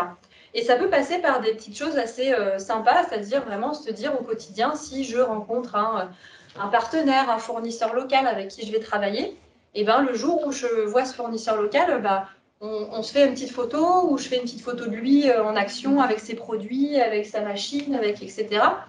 Et du coup, je poste ça sur les réseaux en disant, aujourd'hui, j'ai rencontré un tel, on a avancé sur tel sujet, etc. Et dès qu'il va y avoir de l'humain, de toute façon, hein, ça c'est sûr à 100%, si vous avez un visage sur une photo sur les réseaux sociaux, c'est là où vous aurez le plus de réactions. Donc, les beaux visuels, c'est bien, mais le visage, ça marche mieux. Voilà. Mais c'est bien d'avoir une alternance de contenu. Hein. Je ne dis pas qu'il faut faire que du visage 100%, mais voilà, typiquement, par exemple, si on parle des Ouzes, elles ont vraiment essayé d'amener ce côté humain et sympathique autour du projet pour justement avoir aussi plus de partage, même si c'est pas parce qu'elles l'ont pas fait pour ça, elles l'ont fait parce que c'était leur nature et que c'était leur envie, mais globalement, elles ont eu énormément de partage et du coup, ça a permis à leur projet de grossir, à des gens finalement de les connaître alors qu'ils ne connaissaient pas le projet de base. Et donc, vous allez obtenir beaucoup de partage comme ça en ayant un côté sympathique et humain autour du projet. Donc, il faut trouver l'axe. Je ne dis pas que c'est facile, mais il faut trouver l'axe de communication qui vous convient à vous et à votre secteur d'activité. Et le mieux, souvent, des fois, c'est peut-être d'aller faire une petite veille chez d'autres qui font la même chose que vous et de faire un tri sur les bonnes pratiques, les contenus qui fonctionnent le mieux. Quitte à passer une petite heure à faire ça, ça peut déjà vous donner des infos sympathiques. Et après, du coup, par exemple, là, on a un autre projet qu'on voit à l'écran qui s'appelle la Mouillette Atelier, qui est un atelier de soufflage de verre. Donc, eux, c'est des artisans. Et donc, eux, ils ont choisi le côté un peu humoristique autour de leur campagne. Donc là, on les voit, vu que c'est des souffleurs de verre, ils soufflent des bulles avec l'objectif marqué à l'intérieur. Un dernier coup de pouce, c'est à nous l'atelier. Après, ils avaient fait des remerciements. Ça marche bien aussi sur les réseaux sociaux, de remercier les gens au fil de l'eau, les contributeurs qui vont vous aider et donner, de faire des remerciements. Et du coup, ils mettaient voilà, un merci Bab et Pierrot. Voilà, ils personnalisaient vraiment les remerciements à chaque personne. Mais vous pouvez aussi le faire par session. Donc ça, c'est des choses sur lesquelles on pourra revenir, qui sont un peu spécifiques, mais intéressantes néanmoins. Alors, après, il y a une troisième phase. La troisième semaine, c'est de dire, alors les réseaux sociaux, une fois que c'est lancé, vous continuez. Hein. Il n'y a pas d'arrêt dans la campagne, de dire je continue que la deuxième semaine. Une fois que vous avez commencé, vous continuez jusqu'à la fin de votre campagne. Mais au-delà de ça, entre-temps, donc à partir de la troisième semaine, vous allez inclure ce qu'on appelle les relations publiques. Donc c'est envoyer des messages privés à vos contacts pro pour qu'ils vous aident à relayer la campagne. Donc là, on va aller chercher la prescription. Donc là, je parle des contacts pro, mais du coup, le cercle personnel qui vous demandait, par exemple, la première semaine, est-ce que je peux partager, etc. Ils peuvent le faire à partir de la deuxième, troisième semaine. Donc ça peut être partager une publication que vous avez publiée sur vos réseaux sociaux, comme leur renvoyer un petit message pour leur dire, bah, ça y est, c'est le bon moment. Si vous avez envie de parler de ma campagne, vous pouvez la partager autour de vous. Et donc là, quand on parle purement de vos contacts pro, ça peut être très large. Quand je dis contacts pro, c'est les contacts qui gravitent autour du projet. Et ça, c'est pareil, il y a des étapes bien spécifiques à suivre. Ça va être d'abord vous intéresser au réseau qui est le plus proche de vous. Alors, nous, c'est comme ça qu'on l'a catégorisé, mais c'est le réseau qui est forcément autour de la création de votre projet ou autour de votre projet. Donc voilà, imaginons par exemple que vous avez dû demander à un graphiste de vous faire un logo, des visuels. Et bien cette personne-là, ce graphiste, ben, il va pouvoir partager la chose sur ses propres réseaux sociaux et dire ben, j'ai accompagné un tel dans la création de son visuel. Si ça vous intéresse, ben, n'hésitez pas, ils ont une campagne de financement participatif en cours. Et ça, du coup, ça se duplique sur toutes les personnes qui gravitent autour de vous. Ça peut être un fournisseur pour du matériel, ça peut être une personne à qui vous avez fait appel, hein, peut-être même un artisan pour faire des travaux. Voilà. Il faut essayer de se dire que toutes ces personnes-là, potentiellement, ont également un réseau local qui va pouvoir être intéressant pour votre projet. Donc ça, c'est une bonne chose de leur envoyer un message. Et pareil, alors, le mail, pourquoi pas, parce que c'est vrai que sur ce réseau-là, on n'a pas forcément toujours des contacts sur les réseaux sociaux ou un contact privé. Donc là, ça peut se faire par mail. Après, si vous arrivez à solliciter cette personne autrement, c'est-à-dire, imaginons que, bah, en parlant de la graphiste dont je parlais tout à l'heure, elle a une page Facebook ou Instagram ou autre, ne pas hésiter à lui envoyer plutôt un message privé sur ce réseau social pour la solliciter. Parce que globalement, les messages sont davantage lus. C'est vrai que les mails, ils sont stockés et puis au bout d'un moment, ils peuvent un peu passer en second plan, quoi. Donc là, l'idée, ça va être de solliciter la personne en lui disant on a travaillé ensemble récemment, tu le sais, hein, du coup, je travaille, ou tu le sais, ou vous le savez, je travaille sur un projet pour concrétiser mon entreprise, ma création, etc. Et puis j'ai lancé une collecte et donc là, ça y est, je cherche à ce que éventuellement il puisse y avoir des partages autour de mon projet et que les gens puissent me faire leur retour, etc.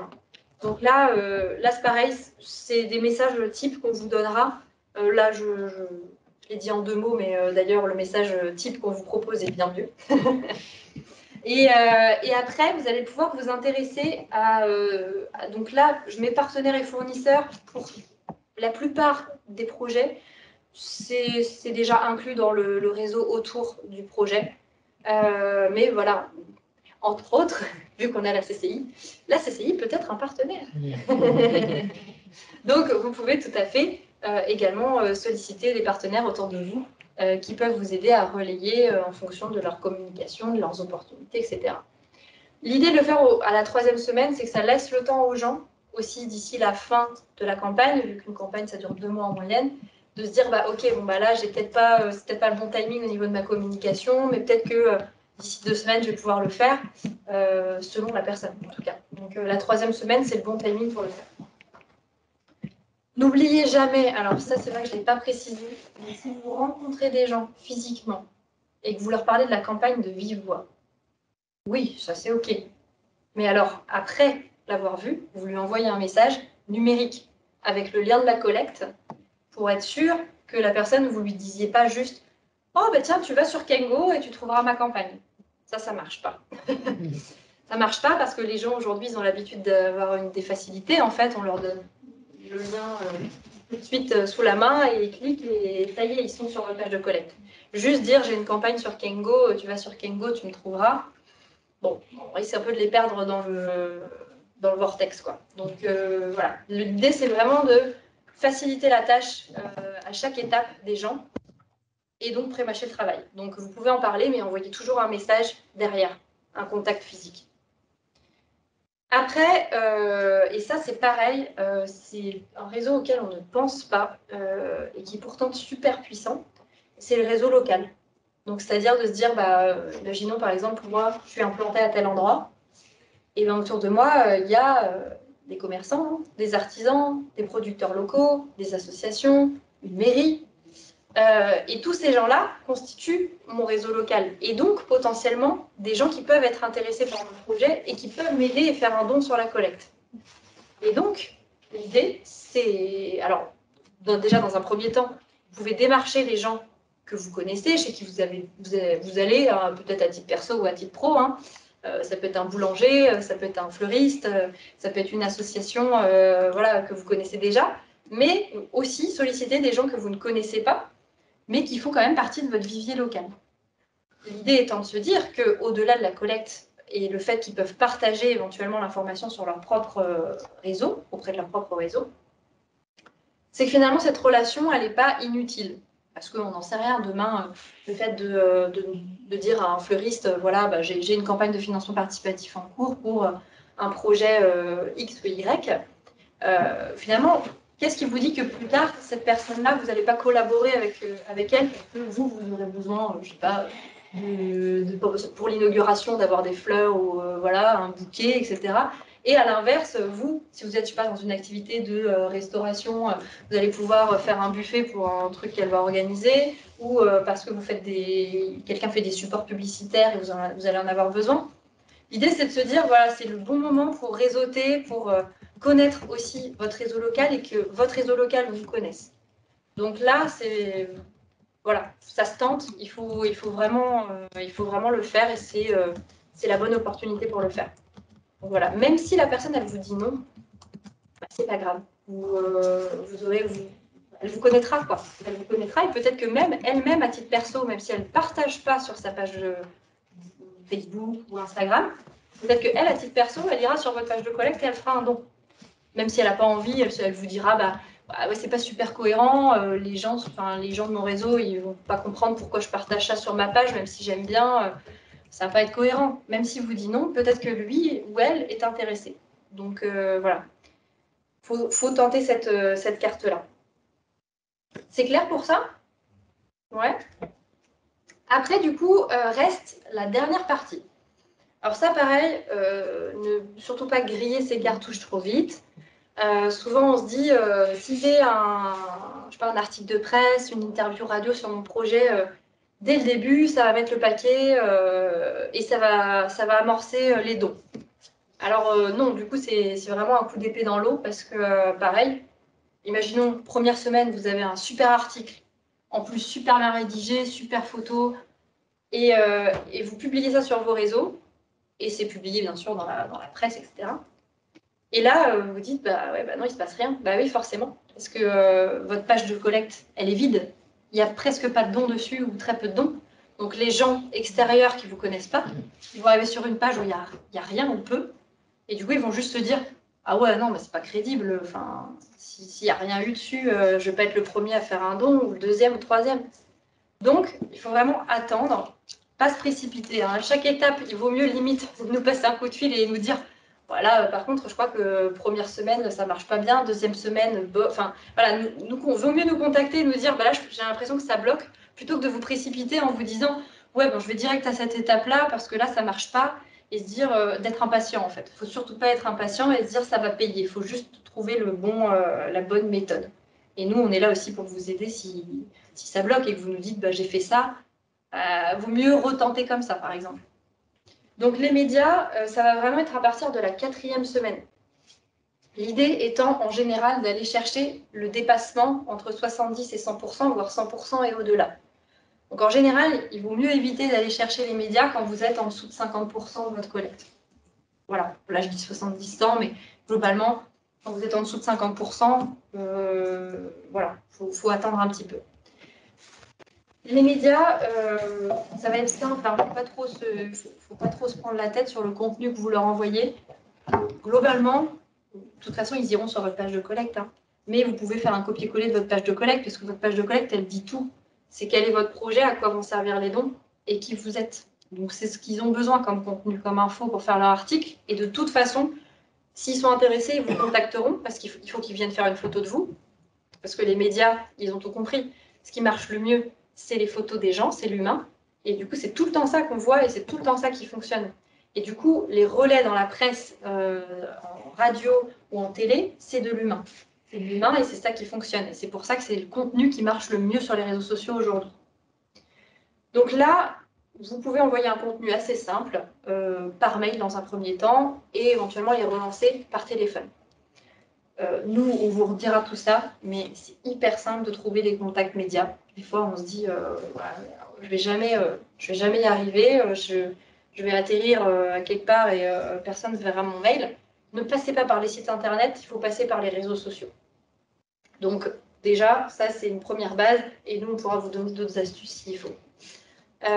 L'idée, essayez d'interroger autour de vous, peut-être pour être sûr de bien connaître quels sont les médias que vous devez aller, à quelle porte vous devez taper. Moi, j'aurais tendance à vous dire, ne misez pas que sur les gros, que ce qui vous paraît évident. Donc souvent, on pense à la presse, pour beaucoup, et on oublie tout ce qui est la radio, la télé locale, même tout ce qui est podcast, les médias aussi qui ne sont que sur le web, donc que numérique, donc les gens qui ont des pages Facebook.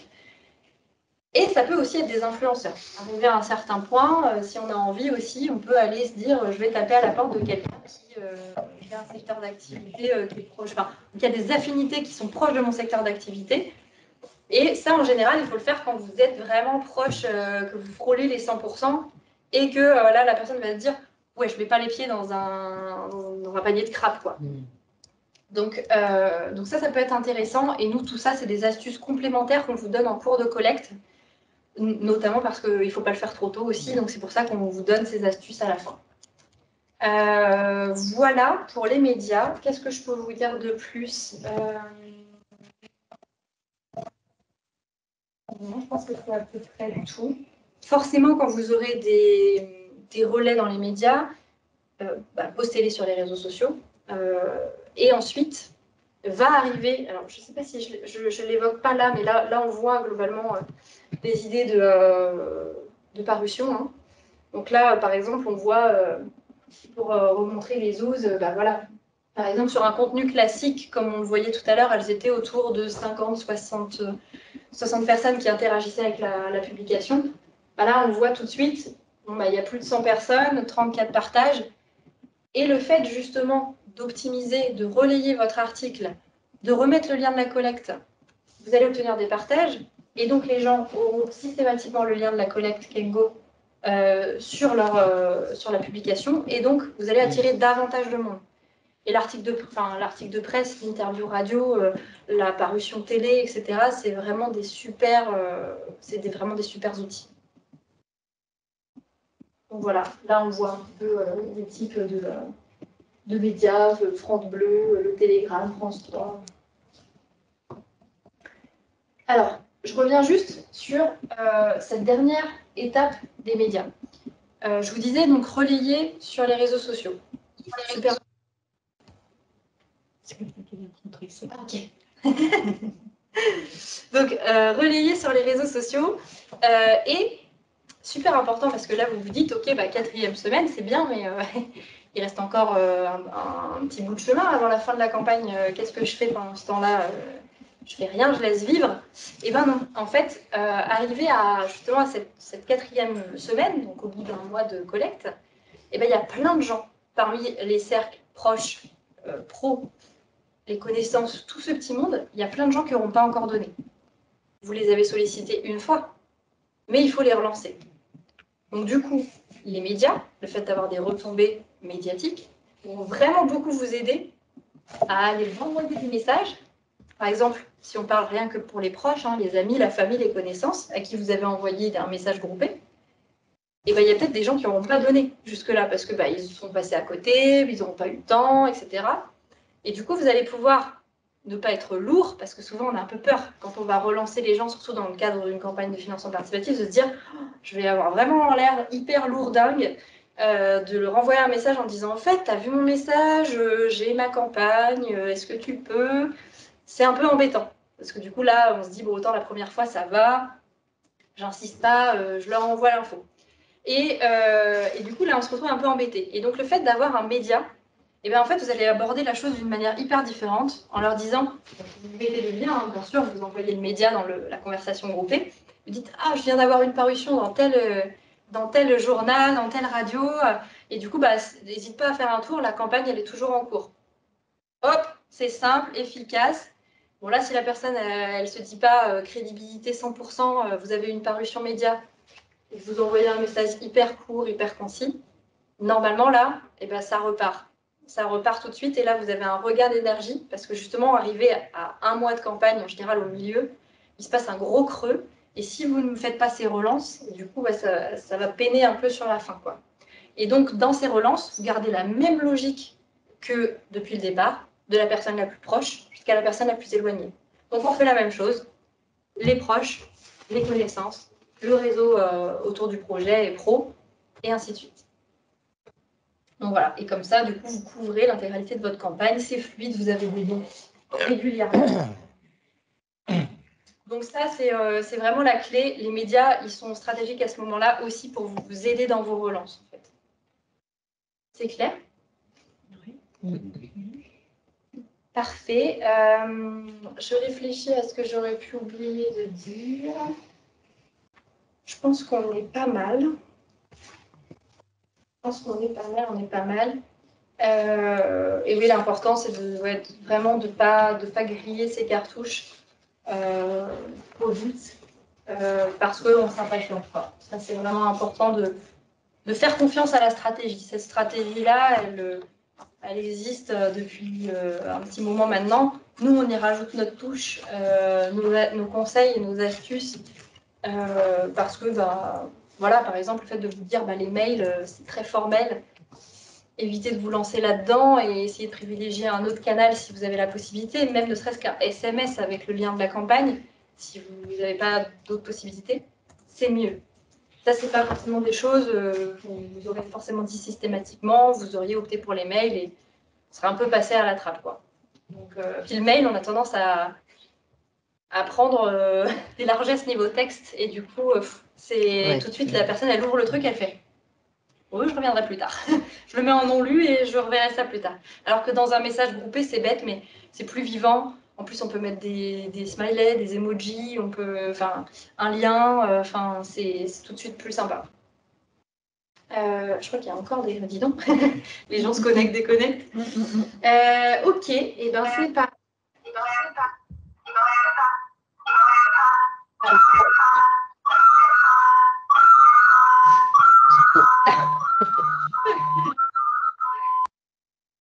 On est bon. Et donc, forcément, et ça, c'est ce que je vous expliquais au début, vous avez donc accès à tout un espace et une fameuse vidéo où je vous explique notamment comment établir ce listing de contacts. Là, on en a parlé, effectivement, il y a différents réseaux que vous devez solliciter les uns après les autres. Donc, la vraie clé pour ne pas être perdu et savoir dans quelle...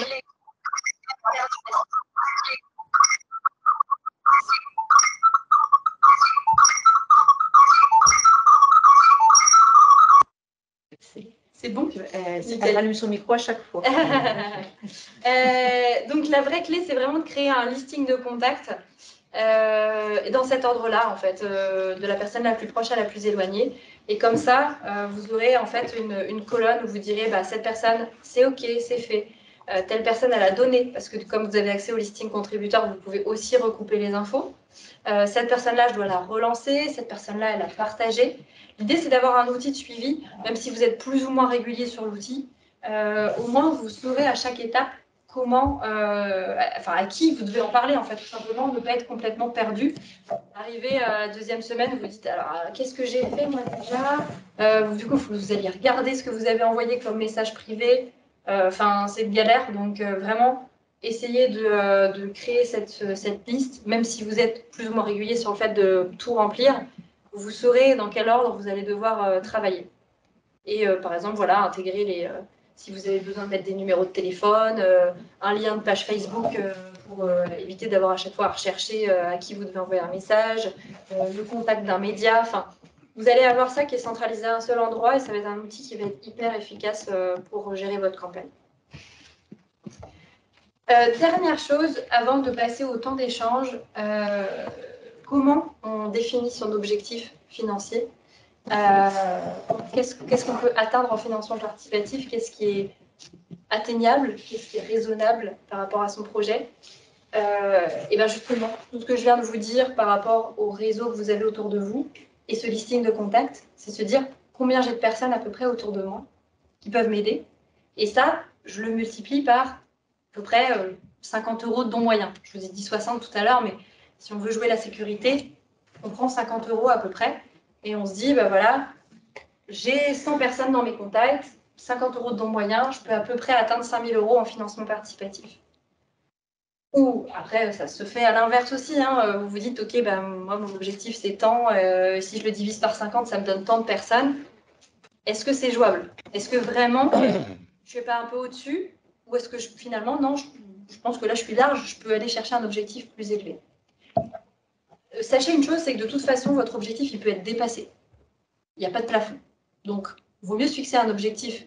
Vous êtes sûr de ne pas passer à côté et pas stresser aussi pendant la campagne et se dire je sais pas si je vais y arriver et finalement avoir un côté un peu dépressif, quoi.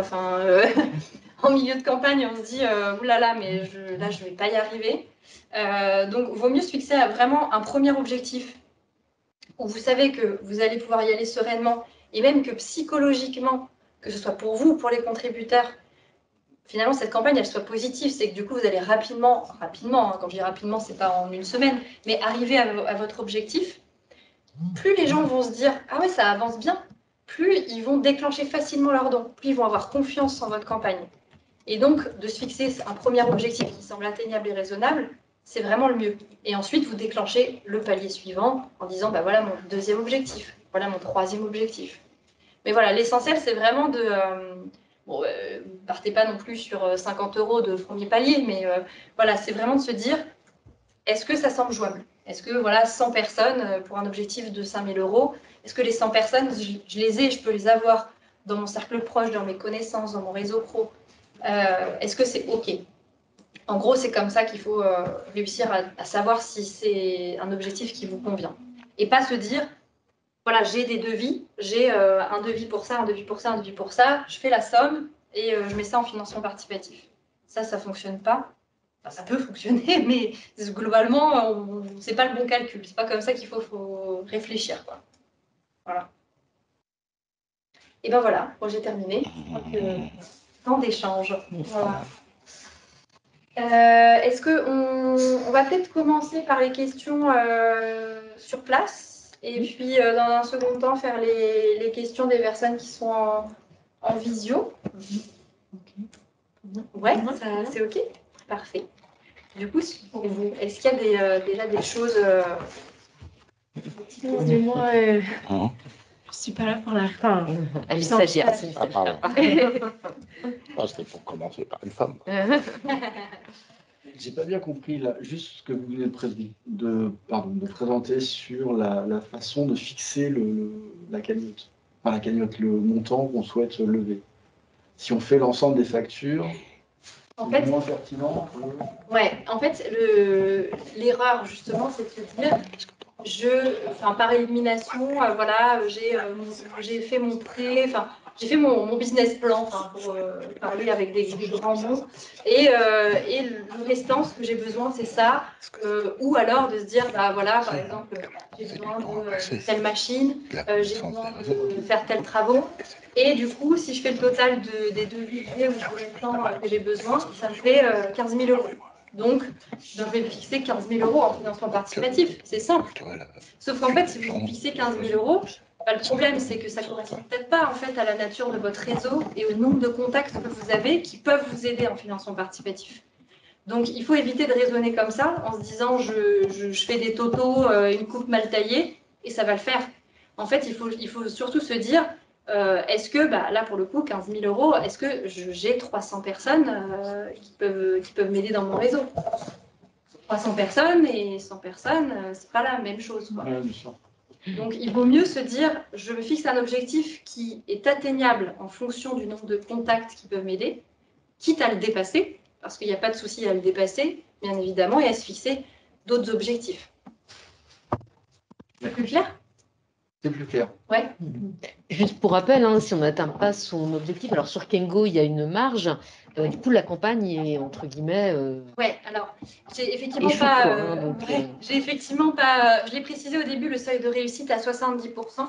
Mais effectivement, donc, il faut atteindre 70% à minima de votre objectif. Donc, si on prend 5 000 €, il faut que vous atteigniez à minima 3 500 € de collecte.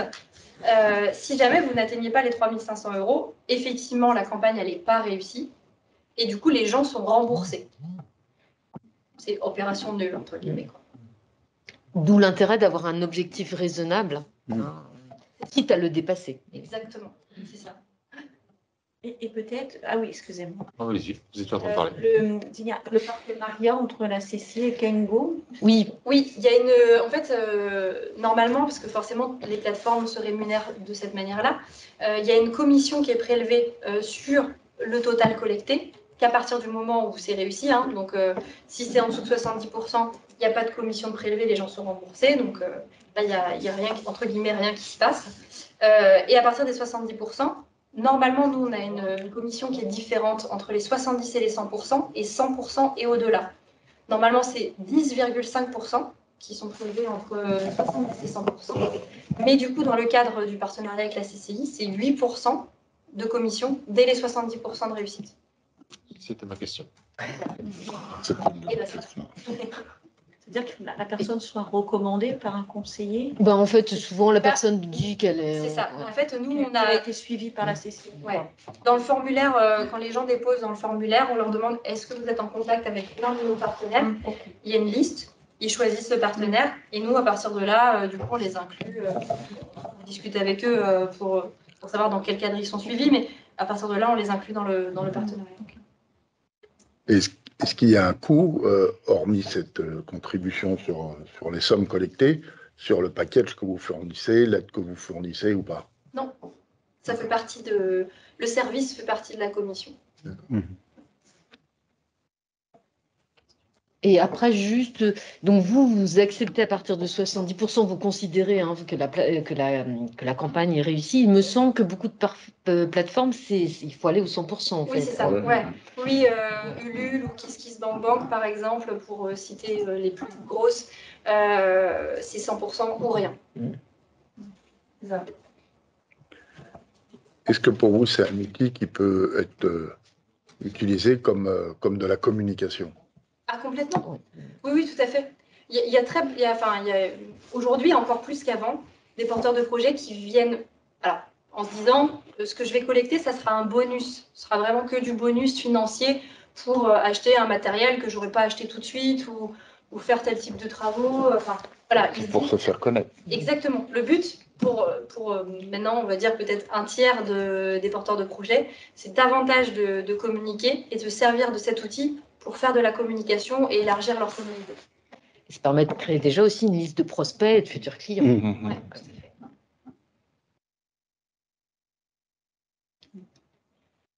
Oui, il n'y a pas de questions. Bon, ben voilà.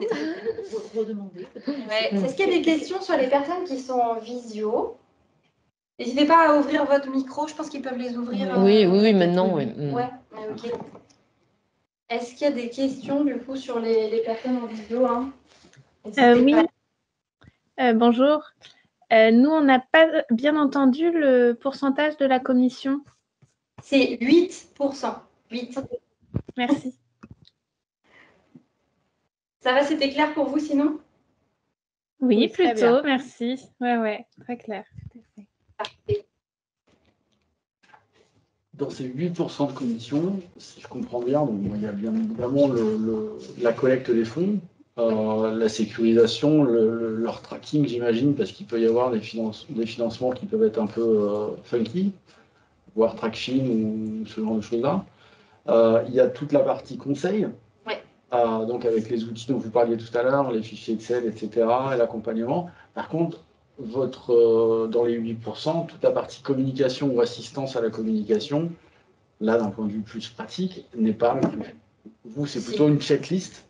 Ah, d'accord. Si, en fait, nous, c'est vrai que c'est aussi parce que on est une plateforme locale et qu'on connaît bien les projets et qu'on n'a pas, on ne propose pas de package, on ne vous dit pas ça va vous coûter 150 € si vous voulez avoir des conseils en plus. D'accord. En fait, nous, on vous le propose, c'est-à-dire que dans votre interface, à mi-parcours, vous pouvez solliciter, donc actionner, demander un point communication. Et du coup, à mi-parcours, nous, on fera le topo. On vous demandera de préparer des éléments en amont pour savoir ce que vous avez fait, déterminer la nature, les contreparties, le top contrepartie, ce que les gens ont préféré, etc. pour justement vous aider à voir quelles sont les actions, les axes que vous n'avez pas travaillé. Et ça, c'est pas quelque chose que, en tout cas aujourd'hui, c'est pas quelque chose qui est payant sur la plateforme. C'est un package complet, quoi. En fait, pour être transparente, en fait, on a 3% des 8% qui vont au prestataire de paiement, donc le prestataire qui stocke les fonds en attendant qu'on puisse vous les virer et qui du coup est aussi un gage de conformité et de légalité pour les fonds. Et après, les 5%, c'est la rémunération de la plateforme.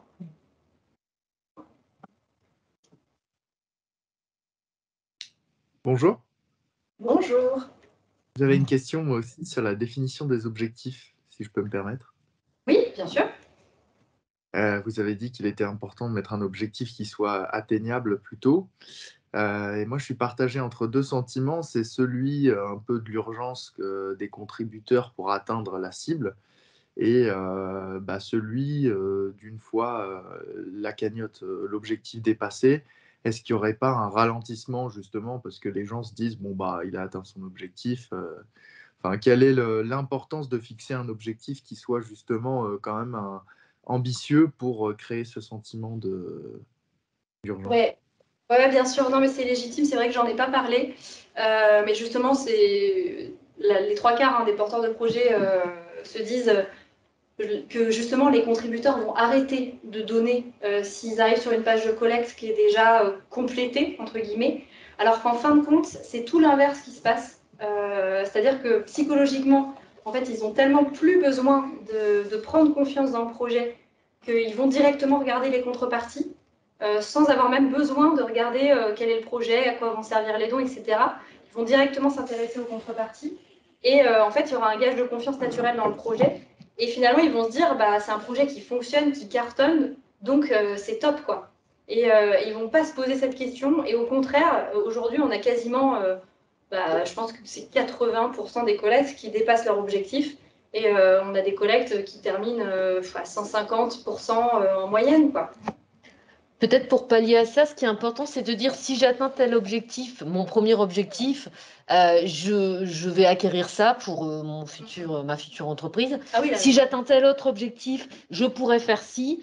Et voilà, comme ça, en fait, ça montre qu'il y a encore des choses derrière, que c'est pas juste du plus, mais qu'il y a d'autres objectifs à atteindre. Mais au moins, le premier, il est rempli. Et pour vous, c'est un succès. En fait, vous pouvez éditer votre page de collecte en cours de route. Donc, vous pouvez rajouter une petite partie même au-dessus, même si vous l'aviez déjà expliqué au préalable dans l'utilisation des dons. Vous pouvez mettre un petit paragraphe. Là, c'est le cas, par exemple, je parlais de la collecte de l'Astrolabe, pour laquelle, justement, on s'est posé la question de mettre en place cette jauge visuelle de nouvel objectif. Ils ont mis un petit paragraphe disant super, merci pour ce premier objectif atteint. Du coup, on déclenche le deuxième palier pour faire financer tel aspect du projet. Donc, effectivement, c'était légitime comme question, mais au contraire, en fait, les collectes dépassent largement leur objectif en moyenne parce que, justement, il n'y a pas de méfiance, en fait. Les gens ne se méfient pas du tout de la collecte et, au contraire, ils trouvent ça très positif qu'une collecte soit dépassée. Merci. De rien. Sur les rétributions des personnes qui donnent, on parle de goodies, on parle de choses, enfin de goodies, c'est souvent des biens en fait, une Opinel ou autre. Est-ce qu'il y a de l'échange d'actions, par exemple? Alors ça, les actions à proprement parler financières? Ouais. Non, ça nous on fait pas. D'accord. Ouais. Nous, on est vraiment sur un financement participatif qui est de la sphère, soit de la prévente, soit du don avec contrepartie. Okay. Mais nous, c'est pas un financement participatif qu'on pratique en fait. D'accord. Ouais. D'autres plateformes peuvent le proposer. Bien sûr. Bien sûr. Ouais, après, vous pouvez. En obligation, je sais que c'est Gwenec qui fait de l'obligation. Okay. Donc, eux, ils sont plus sur un créneau, effectivement, sur des financements un peu différents avec des pratiques différentes. Ok. Et pas tout à fait sur la même recherche et le même de réseau non plus.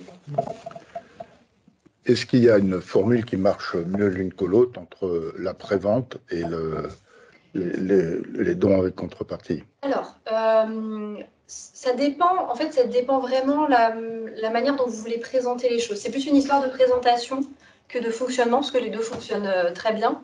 C'est juste qu'effectivement, si vous avez envie de faire de la précommande et de mettre en valeur un produit et pas un projet au global, la prévente sera plus adaptée. Mais l'avantage finalement du format de don avec contrepartie, donc l'enveloppe budgétaire à collecter, c'est que vous pouvez faire les deux. C'est-à-dire que vous pouvez proposer des contreparties avec des remerciements, de la prévente, entre guillemets, même si ce n'est pas sous la bannière prévente sur la page. Mais vous pouvez aussi proposer de la prévente sur des campagnes où vous atteignez l'enveloppe budgétaire. Et les préventes doivent être à des conditions préférentielles? Alors, la prévente, effectivement, le schéma financier n'est pas le même que la campagne avec un objectif euro. La prévente, le minima que vous devez atteindre, c'est 50% de l'objectif.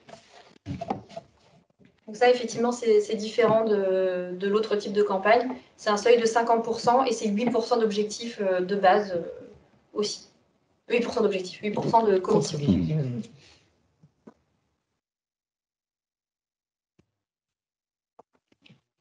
Mais c'est possible, quoi.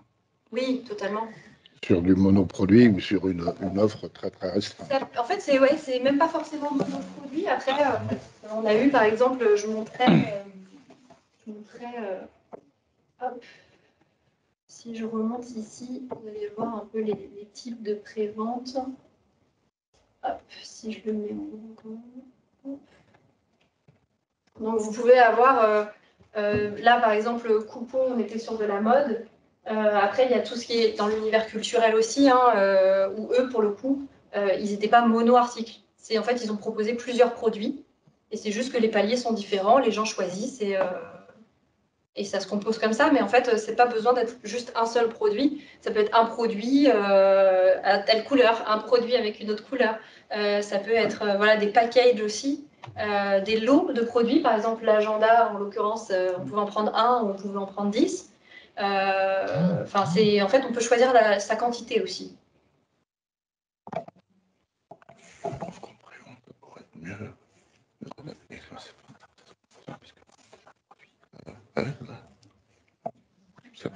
D'autres questions peut-être pour ceux qui sont en ligne?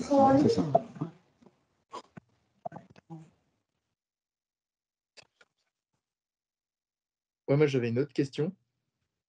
Pour avoir discuté avec des gens autour du financement participatif, il paraît qu'il existe aussi des aides d'organismes extérieurs pour compléter ou doubler le montant d'une collecte participative. Enfin, j'avais entendu parler de mesures régionales ou territoriales pour aider justement ce genre de collecte.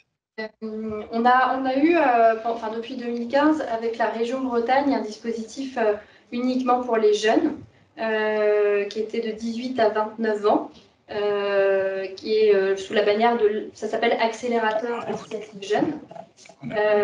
Et jusqu'à l'année dernière, du coup, c'était un dispositif qui était exclusif avec Kengo, et du coup, qui maintenant est, on va dire, généralisé et qui du coup se passe sur une plateforme qui s'appelle Jeunes en projet. Jeunes en projet, je crois que c'est ça le nom de la plateforme.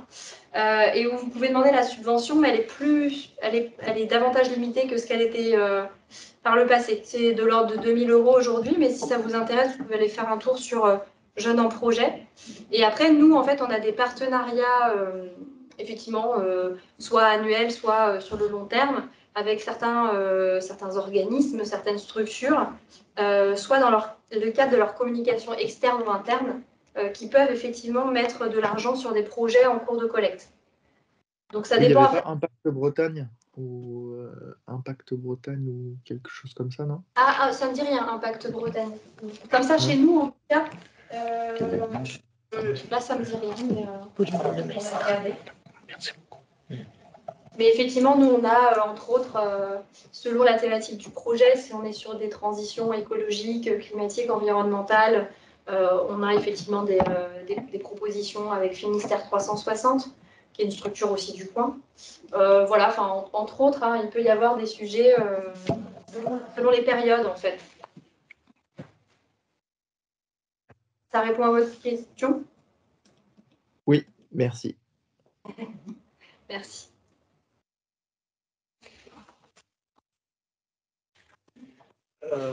Ouais, il y a une question. Alors, je ne sais pas trop comment la formuler. On va essayer. On prendra, on triera.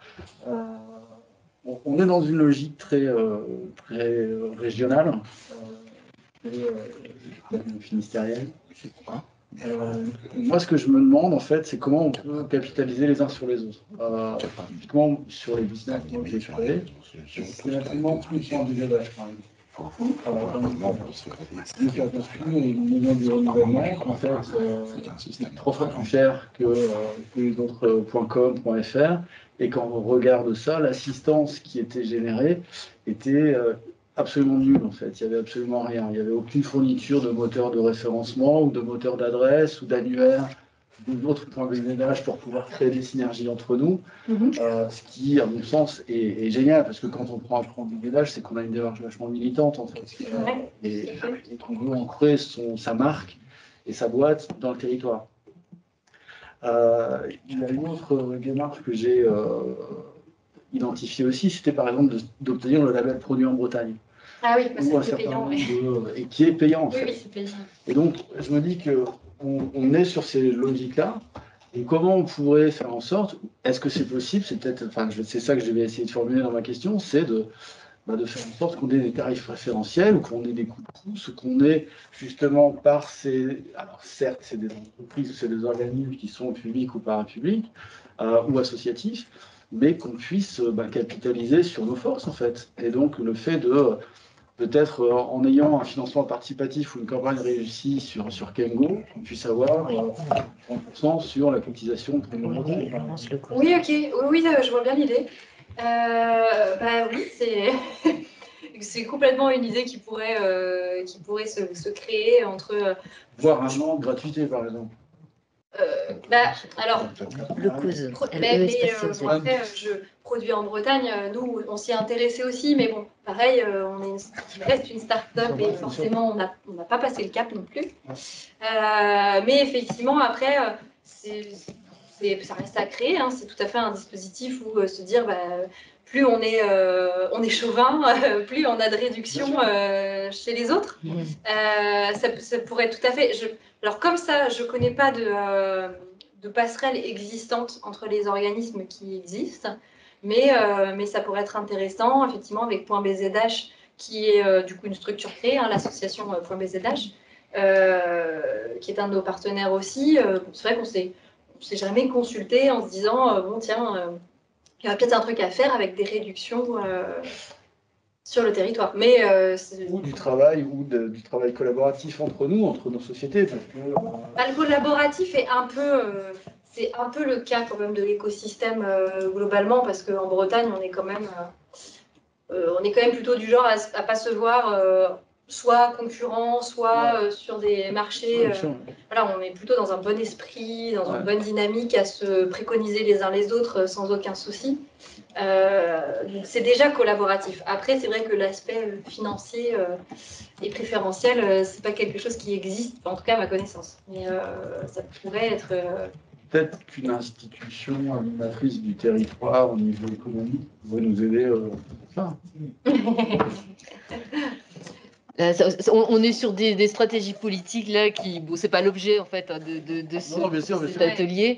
C'est vrai qu'au niveau de la CCI Bretagne, peut-être qu'il y aurait des choses à voir en fait. Hein, mais pas au niveau à notre niveau quoi. Ah. C'est un débat ouvert. Ouais. Ok.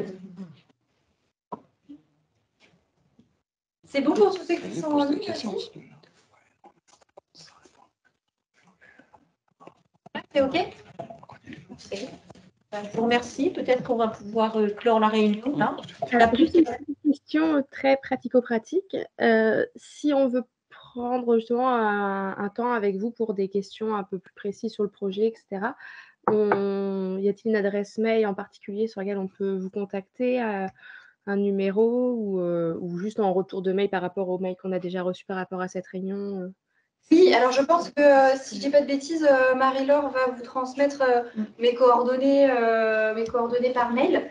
Et puis n'hésitez pas, hein, effectivement, soit en passant par le formulaire de dépôt de projet qui vous permet d'accéder à du contenu supplémentaire. Et du coup, nous, on vous recontacte, on se fixe un petit rendez-vous pour échanger sur vos questions.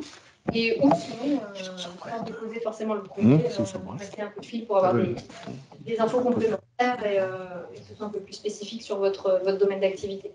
Et ce formulaire, du coup, on le trouve sur votre site, c'est ça? Quand vous allez sur notre site internet, kengo.bzh, vous verrez, c'est marqué « Déposer mon projet ». Un projet, mon projet. J'ai plus la dénomination exacte. Et vous avez un petit formulaire, je pense qu'on vous demande juste dans un premier temps un résumé de votre projet, hein, donc pas d'inquiétude. C'est vraiment en 2-3 lignes. Et après, tout le reste, vous pourrez repréciser plus tard sur l'outil d'édition. Mais voilà, c'est très rapide. Ok, super, merci beaucoup. Merci. De rien. Dernière petite question. Physiquement, vous vous trouvez sur Brest ou... Oui, on est à Guipava, près de l'aéroport. D'accord, ok, parfait. C'est ça. Merci beaucoup. Merci beaucoup. Merci. Merci beaucoup, Pauline, et merci à tous les participants. Merci beaucoup. C'est ça, et d'avoir été très clair dans l'analyse.